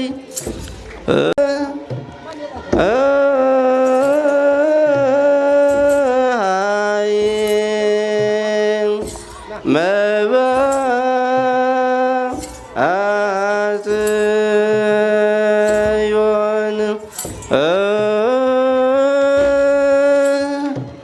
ገጹ ብሩህ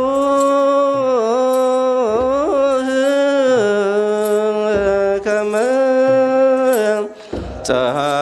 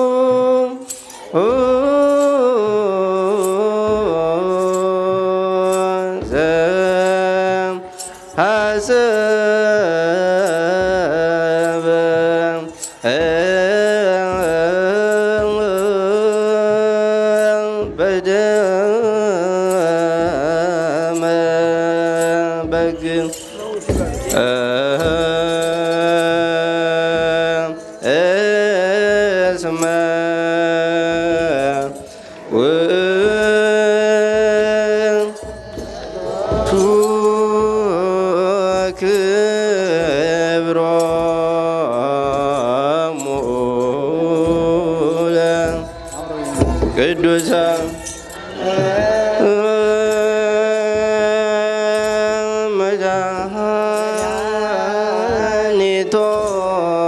መድኃኒቶሙ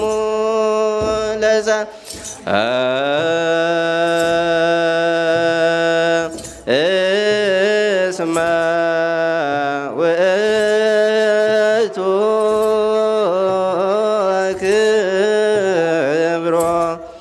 ክብሮሙ ለቅዱሳን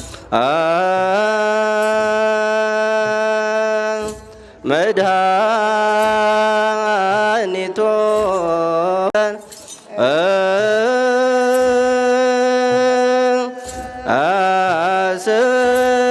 አሰርገ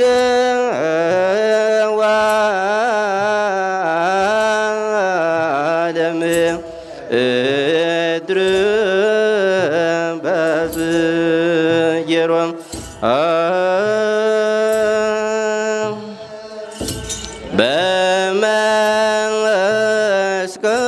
በመስቀሉ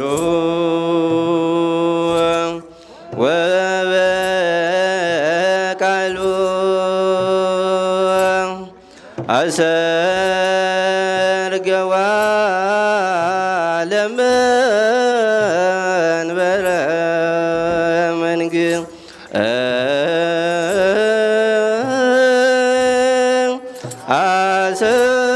አሰርገ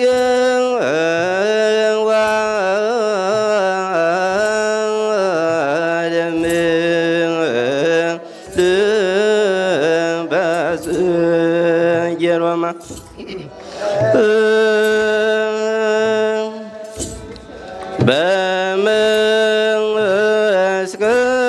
በመስቀሉ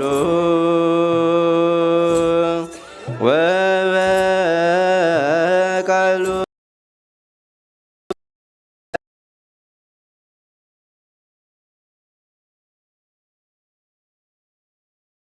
መንበረ መንግሥት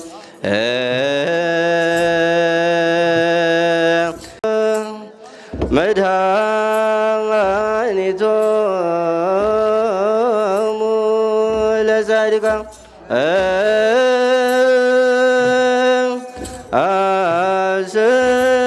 አሰርገ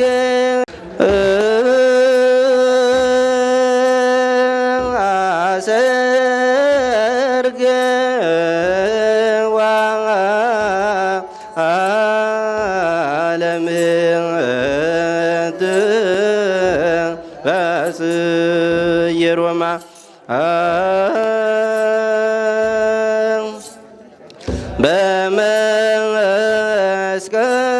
በመስቀሉ ወበቃሉ አሰርገዋ ለመንበረ መንግሥት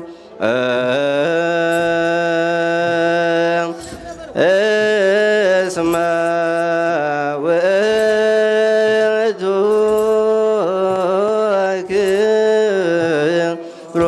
ክብሮሙ ለቅዱሳን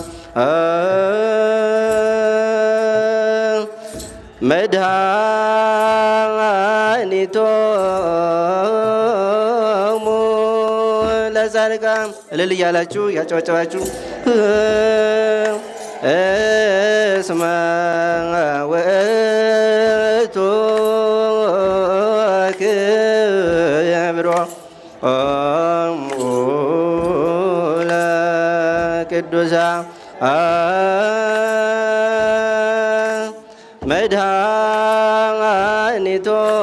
መድኃኒቶሙ ለጻድቃን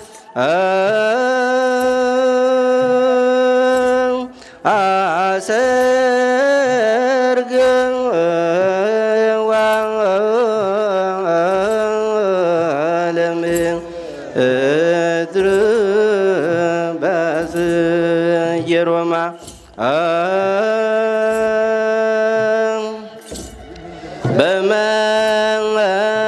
በመስቀሉ አሰርገዋ ወበቃሉ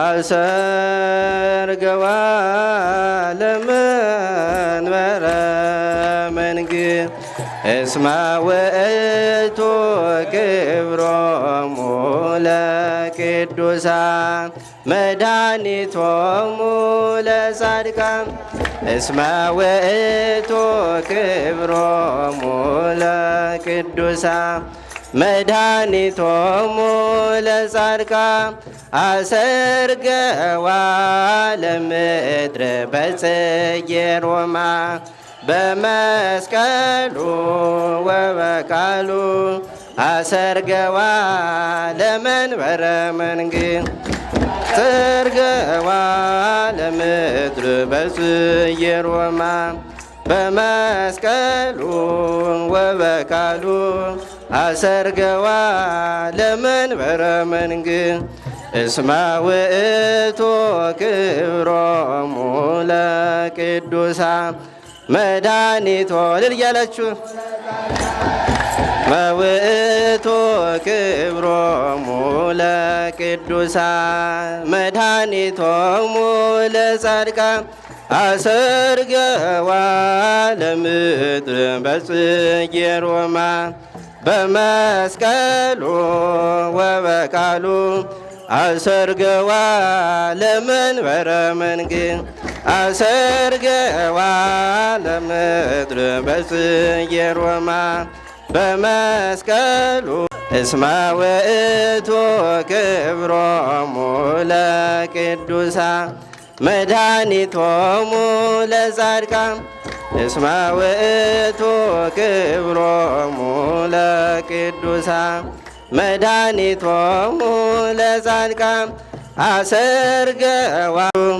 አሰርገዋ ለመንበረ መንግሥት እስመ ውእቱ ክብሮሙ ለቅዱሳን መድኃኒቶሙ ለጻድቃን እስመ ውእቱ ክብሮሙ ለቅዱሳን መድኃኒቶሙ ለጻድቃን አሰርገዋ ለምድር በጽጌ ሮማን በመስቀሉ ወበቃሉ አሰርገዋ ለመንበረ መንግሥት አሰርገዋ ለምድር በጽጌ ሮማን በመስቀሉ ወበቃሉ አሰርገዋ ለመንበረ ናርዶ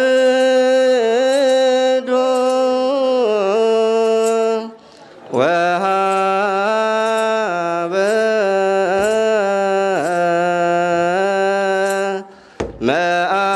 መዓዛሁ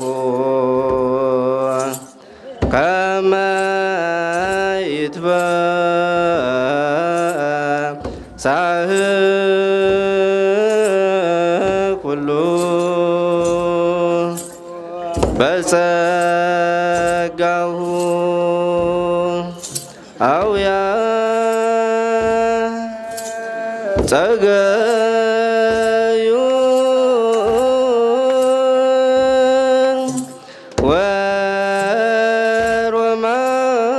ወሮማን ፈረዮ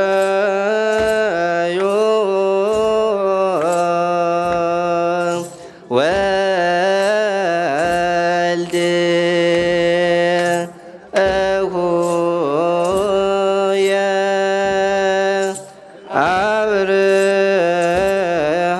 አብርሃም ለጻድቃን ስብሐተ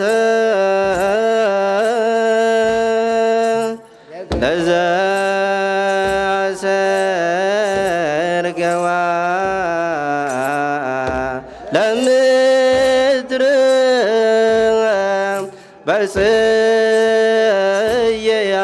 በጽየያት ንፍየኑ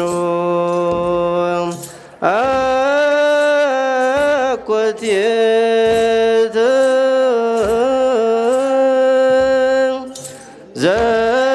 ዘምስለ ተጋንዮ ነአ ርግ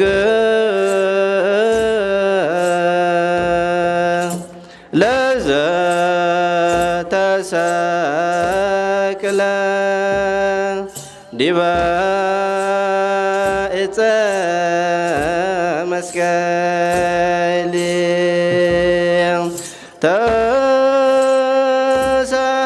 ተሳሃልከ እግዚኦ ምድረከ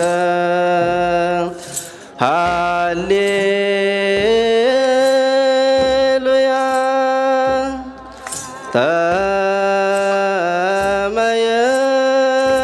ተመየጢ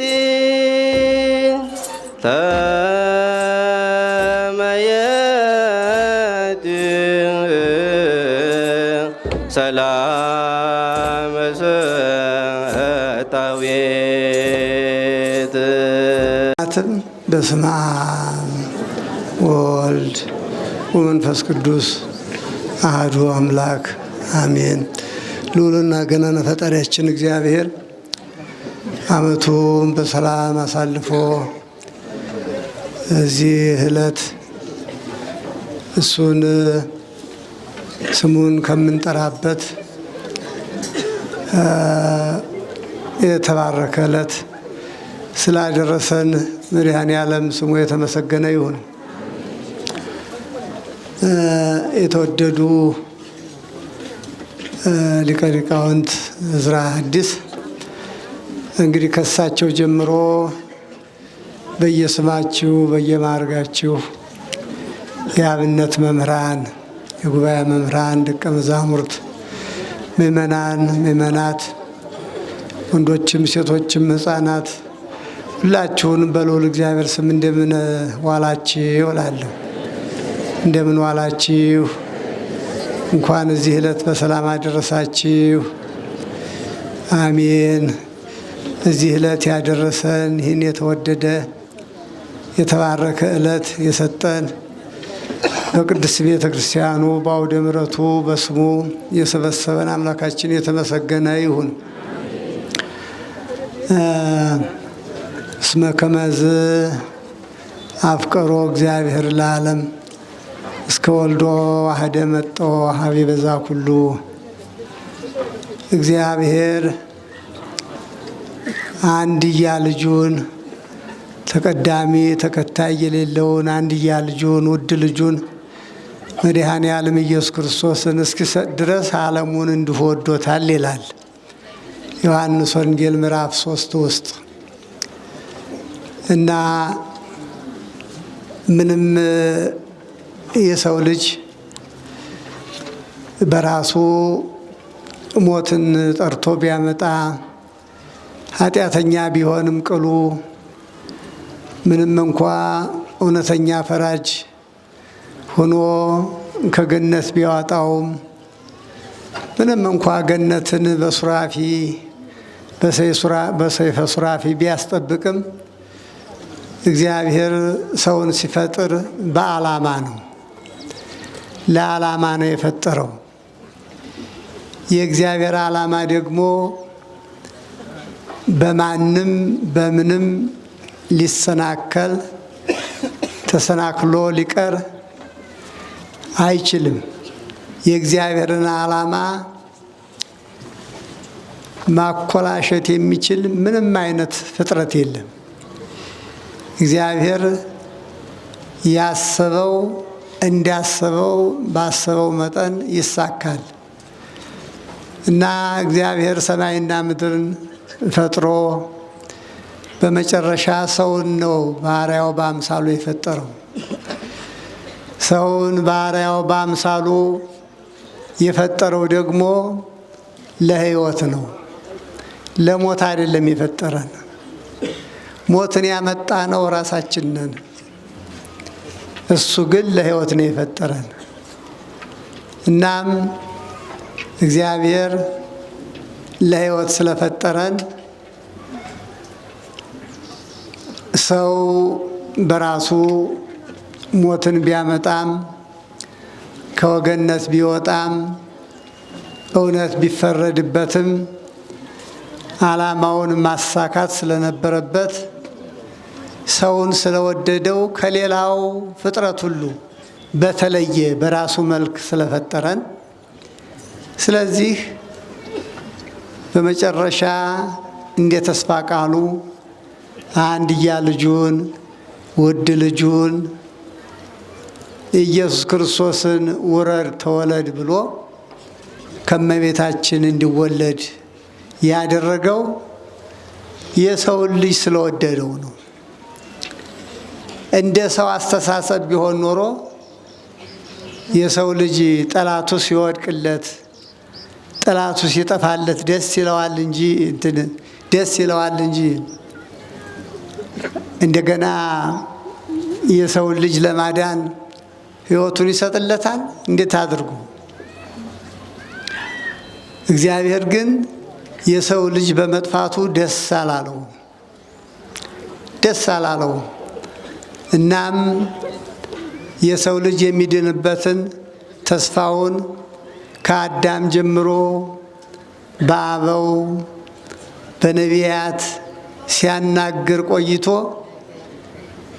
ተስፋው የሚፈጸምበት ጊዜው ቀጠሮው በሚፈጸምበት ጊዜ ውድ ልጁን ተቀዳሚ ተከታይ የሌለውን አንድያ ልጁን ኢየሱስን እንዲወለድ አደረገ።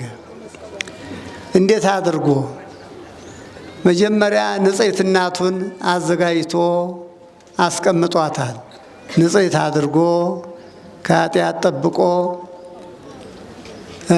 በቤተ መቅደስ እንድታድግ አድርጎ በልዩ ጥበቡ መላእክት እያመሰገኗት በዚያ ተጠብቃ 15 ዓመት ሲሞላት ታላቁን መልአክ በፊቱ የሚቆመውን ገብርኤል የተባለውን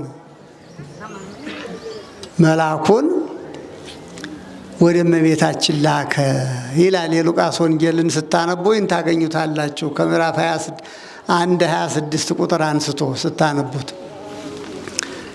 እና ጥላው ደርሷል። እና መጥቶ ምንድን ነው ያላት? ደስ ይበልሽ አላት። የከበረ ሰላምታ አቀረበላት። እንዲያው መጥቶ በቀጥታ እንዲህ ታይሆኛለሽ አይደለም ያላት፣ ደስ ይበልሽ ነው ያላት። ቡርክት ነሽ ብሎ ቡርክትነቷን መሰከረላት። እሷ ግን እንግዳ ነገር ስለነበረ ደነገጠች ይላል። ደነገጠች። ከዚያው አያይዞ ማርያም ሆይ አትፍሪ ብሎ እነሆ ትጸንሻለሽ ብሎ አበሰራት። እሷ ግን አሁንም ተከራከረች። ወንድ ስለማላውቅ ይህ እንዴት ይሆንልኛል አለችው። መንፈስ ቅዱስ በእሷ ላይ እንደሚመጣ የልዑል ኃይል እንደሚጸልላት ጽንሷ ከሴቶች በተለየ ከዓለም ሁሉ ሴቶች በተለየ መንገድ በመንፈስ ቅዱስ ግብር እንደሆነ ነገራት። ምሳሌም ጠቀሰላት። እንዴት ነው ያላት? ኤልሳቤጥ እኮ በእርጅናዋ እነሆ ጸንሳለች አላት። ለኤልሳቤጥ ምክንያት አላት፣ ለእርሷ ግን ምክንያት የላትም። ስለዚህ አሁንም ደነቃት። እንዴት ሊሆን ይችላል የሚለው ከልቧ ሊወጣ አልቻለም። ለእግዚአብሔር የሚሳነው ነገር የለም አላት። ለእግዚአብሔር የሚሳነው ነገር አለ? ለእግዚአብሔር የሚሳነው ነገር የለም ሲላት፣ ለእግዚአብሔር የሚሳነው ነገር አለ ማለትም አልችልም። ስለዚህ እንደ ቃልህ ይደረግልኝ ያለችው ያን ጊዜ ዋህድ ቃለ እግዚአብሔር ተቀዳሚ ተከታይ የሌለው ቅድመ ዓለም ያለ እናት የወለደው ልጁ አንድያ ልጁ መድኃኔ ዓለም ኢየሱስ ክርስቶስ በማኅፀኗ የዕለት ጽንስ ሆኖ ተቀረጸ ነው። ስለዚህ ወንጌላዊ ምንድነው ያለው? እግዚአብሔር ዓለሙን እንዲሁ ስለወደደው ምን አደረገለት? አንድያ ልጁን ውድ ልጁን እስኪሰጥ ድረስ ነው የወደደው አለ። መድኃኔ ዓለም የሥጋዌ ስሙ ኢየሱስ ነው። እስቲ እንዲያው አንድ ጥያቄ ልጠይቃችሁ እንድታጠኑት ነው። ካሁን ቀደም መላልሼ ነግሬዋለሁ። ኢየሱስ ብሎ ስም ያወጣለት ማን ነው? ጥያቄ ለምእመናን ነው፣ ለካህናቱ አይደለም። ማን ነው ኢየሱስ ብሎ ስም ያወጣለት? ትርጉሙ መድኃኔ ዓለም ማለት ነው። ማን ነው ስም ያወጣለት? ተናገሩ እንጂ ምስክርነት እኮ ነው። ማን ነው ስም ያወጣለት? ምንድነው? በዚህ በዘመናዊ አነጋገር ኤክስ ገብርኤል አይደለም ስም ያወጣለት። አሁን እናንተ እናታችሁ አባታችሁ ወይም አንድ ሰው መልእክት ቢልካችሁ የራሳችሁን ሀሳብ ነው የምትናገሩት ወይስ የላካችሁት? የላካችሁን ነው አይደለም? ገብርኤልን የላከው ማን ነው? እግዚአብሔር ነው። ወበሳድስ ወር ተፈነወ ገብርኤል መልአክ እምኀበ እግዚአብሔር። በስድስተኛው ወር መልአኩ ገብርኤል ከእግዚአብሔር ዘንድ ተላከ ነው የሚለው። ስለዚህ በተላከው መሰረት መልእክቱን የእግዚአብሔርን መልእክት ነው ስሙን ኢየሱስ ትይዋለሽ ያለው። ኢየሱስ ማለት መድኃኔ ዓለም ማለት ነው። መድኃኒት መድኃኔ ዓለም ከምን የሚያድን? ከኃጢአት የሚያድን ራሱ ትርጉሙን ተርጉሞታል መልአኩ። ዮሴፍ ጸነነው፣ እመቤታችን ጸንሳ ሲያት ጸነነው፣ ተጨነቀ። የእግዚአብሔር መልአክ መጣና የዳዊት ልጅ ዮሴፍ ሆይ አትፍራ፣ እጮኛህን ማርያምን ለመውሰድ አትፍራ፣ እነሆ የጸነሰችው ከመንፈስ ቅዱስ ነው፣ ሲወለድ ለእሷ እንደነገርኳት ስሙን ኢየሱስ በለው ሕዝቡን ከኃጢአታቸው ያድናቸዋልና። ሕዝቡን ከኃጢአት የሚያድን መድኃኒት ማለት ነው። ስጋዊ በሽታ መድኃኒት ሊገኝለት ይችላል። ምንም እንኳ ከሞት ባያስቀር ልዩ ልዩ መድኃኒት አለው። እንዲያውም በአሁኑ ዘመንማ በጣም ሕክምናው እየተራቀቀ የልብ የልብ ቀዶ ጥገና እንደሚደረግ ታውቃላችሁ? የአይን ቀዶ ጥገና፣ የልብ ቀዶ ጥገና፣ የጭንቅላት ከአንገት በላይ ቀዶ ጥገና፣ ይሄ ሁሉ በጣም ስለተራቀቀ ስጋዊ በሽታ ስጋዊ መድኃኒት ሊገኝለት ይችላል። የኃጢአትን በሽታ ግን በምንም ታምር ማንም መድኃኒት ፈልጎ ሊያገኝለት አልቻለም። አበው መድኃኒት ፈልገው አላገኙለትም። ነቢያት መድኃኒት ፈልገው አላገኙለትም። ግን ባለመድኃኒቱን መድኃኒቱን ላክ፣ እጅህን ላክ፣ ብርሃንህን ላክ እያሉ ወደ ባለመድኃኒቱ ወደ እግዚአብሔር ሲጮኹ ኑረዋል። እና ጩኸታቸውን ሰምቶ ተስፋው በሚፈጸምበት ቀን ነው እነሆ ትጸንሻለሽ ያላት። እሷም እንደ ቃልህ ይደረግልኝ ስትል በማኅፀኗ የተጸነሰው ይኸውና በዚህ ምክንያት ነው። ስለዚህ ኢየሱስ ማለት ምን ማለት ነው? ትርጉሙ ቃሉ የምን ቃል ነው? የዕብራይስጥ ቃል ነው። የዕብራይስጥ ቃል ነው። ምክንያቱም መላእክት ሕዝቡን ሲያናግሩ በሚያውቁት ቋንቋ ነው የሚያናግሯቸው። እስራኤል ቋንቋቸው ዕብራይስጥ ስለነበረ በዕብራይስጥ ቋንቋ ስሙን ኢየሱስ ትይዋለሽ ብሏታል። ከዚህ የተነሳ ደግሞ ኢትዮጵያውያን ኢየሱስ የሚለውን መድኃኔ ዓለም፣ ዓለም የሚለውን ጨመሩበት።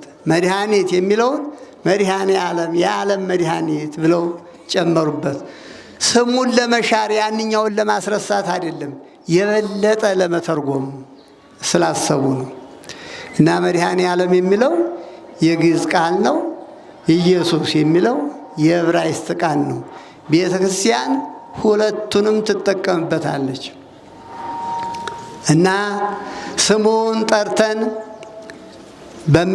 እንድናመሰግነው በዚህች ዕለት የሰበሰበን መድኃኔ ዓለም ኢየሱስ ክርስቶስ የተመሰገነ ይሁን። እና ከዚያ በኋላ ይቀጥላል። እንግዲህ ጡቷን ጠብቶ አደገ። 30 ዓመት ሲሞላው ተጠመቀ።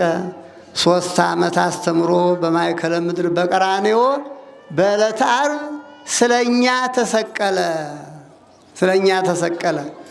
ዓለምን ምንድነው ልጁን አንድያ ልጁን እስኪሰጥ ድረስ ዓለሙን እንዲወዶታል ብሎ ነበረ። ሐዋርያው ጳውሎስ ከዚህ ተነስቶ ምንድነው ያለው? እስመ አሐዱ ሞተ ቤዛ ኩሉ፣ አንዱ ለሁሉ ተለውጦ ቤዛ ሆኖ ሞተ አለው። እና ቤዛ ሆኖ ተለውጦ ስለኛ የሞተልን መድኃኔ ዓለም ኢየሱስ ክርስቶስ የተመሰገነ ይሁን። ይህንን ለማሰብ ነው በዛሬው ዕለት የተሰበሰብነው። የቅዱሳን ክብራቸው ከዚህ ስም የተነሳ ነው። ከዚህ ስም የተነሳ እስመ ውእቱ ክብሮሙ ለቅዱሳን፣ እሱ የቅዱሳን ክብራቸው ነው። የቅዱሳን የምእመናን ክብራቸው ነው። የጻድቃን ክብራቸው ነው። የሰማዕታት አክሊላቸው ነው። የካህናት ስልጣናቸው ነው። አጠቃላይ የቤተ ክርስቲያን መሰረቷ፣ ጉልለቷ፣ ሕይወቷ ነው መድኃኔ ዓለም ኢየሱስ ክርስቶስ። እና ይህንን ስም ለማክበር ነው በዛሬዋ ዕለት የተሰበሰብነው። አባቶቻችን ያው የመጋቢት መድኃኔ ዓለም ጾም ላይ ስለሚውል በዓሉን ወደዚህ አምጥተው በጥቅምት 27 ቀን እንዲከበር አድርገውታል። በዚህ ቀን መድኃኔ ዓለም ይታሰብበታል። ያከበራቸው ክብር የሆናቸው አቡነ መብዓ ጽዮን ደግሞ የዕረፍታቸው ቀን ስለሆነ ይታሰቡበታል። የቅዱሳን ክብር የሆነው የጻድቃን ክብር የሆነው የሰማዕታት ድል አክሊል የሆነው መድኃኔ ዓለም ኢየሱስ ክርስቶስ ለሁላችንም በእውነት አክሊል ድል እንዲሆነን ጻድቃንን ባከበረበት ክብሩ እንዲያከብረን ፈቃዱ ይሁንልን። በተለይም በአሁኑ ሰዓት የተጨነቅንበት ሀገራችን ከዳር እስከ ዳር የተጨነቀችበት ጊዜ ነው፣ ሰላም ጠፍቶ እና እሱ ደግሞ ሰላም የሰላም ባለቤት ነው። የሰላም አምላከ ሰላም ይባላል። አምላከ ሰላም ስለሆነ እንዲያውም ምንድነው ለደቀ መዛሙርቱ እኔ የምሰጣችሁ ሰላም ዓለም እንደሚሰጠው ያለ አይደለም። የዓለም ሰላም እርግጥ ሰላም ጦርነት የጠፋበት ሊሆን ይችላል። የእሱ ሰላም ግን በጦርነት መካከል እንኳ ሰላሙ ከቅዱሳን ጋር ይሆናል። ለምሳሌ 3 ደቂቅ በእሳት መካከል እየተመላለሱ ያመሰግኑ ነበር። ሰላም ስለነበራቸው ነው አይደለም? በመከራ ጊዜ ሰላምን ይሰጣል እና በዚህ በመከራ ጊዜ ሰላምን እንዲሰጠን መከራዋን የሀገራችንን እንዲያርቅልን ሰላሟን እንዲያቀርብልን መድኃኔ ዓለም ኢየሱስ ክርስቶስ ፈቃዱ ይሁንልን። ወስብሐት ለእግዚአብሔር። እስከዚህ ሰዓት የጠበቀን መድኃኔ ዓለም ቀሪውን ጊዜ ደግሞ ይባርክልን። አቡነ ዘበሰማያት እንበል። አባታችን ሆይ በሰማያት የምትኖር ስምህ ይቀደስ፣ መንግሥትህ ትምጣ፣ ፈቃድህ በሰማይ እንደሆነች እንዲሁ በምድር ትሁን። የዕለት እንጀራችንን ስጠን ዛሬ፣ በደላችንን ይቅር በለን እኛ የበደሉንን ይቅር እንደምንል፣ አቤቱ ወደ ፈተናም አታግባን ከክፉ ሁሉ አድነን እንጂ መንግሥት ያንተ ናትና ኃይል፣ ምስጋና ለዘላለሙ አሜን። እመቤታችን ቅድስት ድንግል ማርያም ሆይ በመልአኩ በቅዱስ ገብርኤል ሰላምታ ሰላም እንልሻለን። በሐሳብሽ ድንግል ነሽ፣ በሥጋሽም ድንግል ነሽ። የአሸናፊ የእግዚአብሔር እናት ሆይ ሰላምታ ላንቺ ይገባሻል። ከሴቶች ሁሉ ተለይተሽ አንቺ የተባረክሽ ነሽ፣ የማኅፀንሽም ፍሬ የተባረከ ነው። ጸጋን የተመላሽ ሆይ ደስ ይበልሽ፣ እግዚአብሔር ከአንቺ ጋር ነውና ከተወደደው ልጅሽ ከጌታችን ከመድኃኒታችን ከኢየሱስ ክርስቶስ ዘንድ ይቅርታን ለምኝልን ኃጢአታችንን ያስተሰርይልን ዘንድ ለዘላለሙ አሜን። ጌታችን አምላካችን መድኃኒታችን ኢየሱስ ክርስቶስ የካህናት አለቃ ኃጢአትን የሚያስተሰርይ አበሳን የሚደመስስ ንስሐን የሚቀበል ለአባቶቻችን ለሐዋርያት ሥልጣንን የሰጣቸው በንጹሕ ደግሞ የዓለምን ኃጢአት ያስተሰረየ ከልጅነት እስካሁን የሰራችሁትን ኃጢአታችሁን ሁሉ ያስተስርይላችሁ ይቅር ይበላችሁ። አባቶች ካህናት፣ ወንድሞች ዲያቆናት፣ ወንዶችም ሴቶችም በየስማችሁ ከኃጢአት የተፈታችሁ ንጹሐን ሁኑ። እኔንም እናንተንም ለመንግሥተ ሰማያት የበቃን የተዘጋጀን ያደርገን ዘንድ እግዚኦ መሐረነ ክርስቶስ እንበል።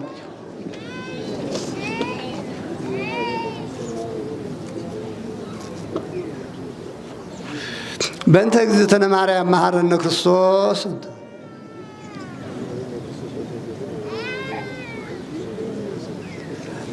ኦ እግዚእ ኢየሱስ ክርስቶስ ሥራይ ኃጢአት የኃጢአት ኩሉ ሕዝብ ከጌታ ኢየሱስ ክርስቶስ ሆይ የኔንም ኃጢአት የወገኖችንም ኃጢአት ይቅር በል። ማይሰራ ኃጢአትን እግዚአብሔር ይፍታ።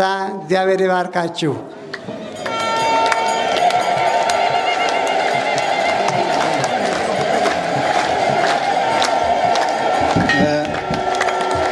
በ6 ቁስቋም አለች፣ በ7 ጊዮርጊስ ይከበራል፣ በ8 አርባዕቱ እንስሳ።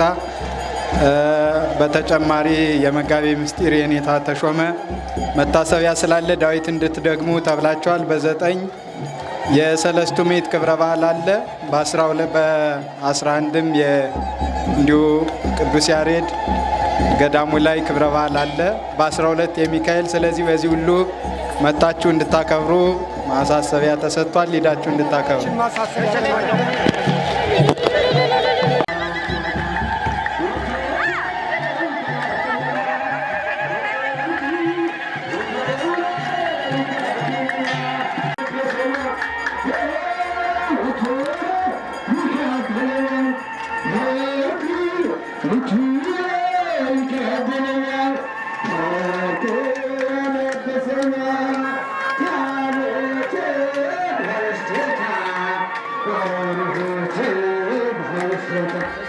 Yeah.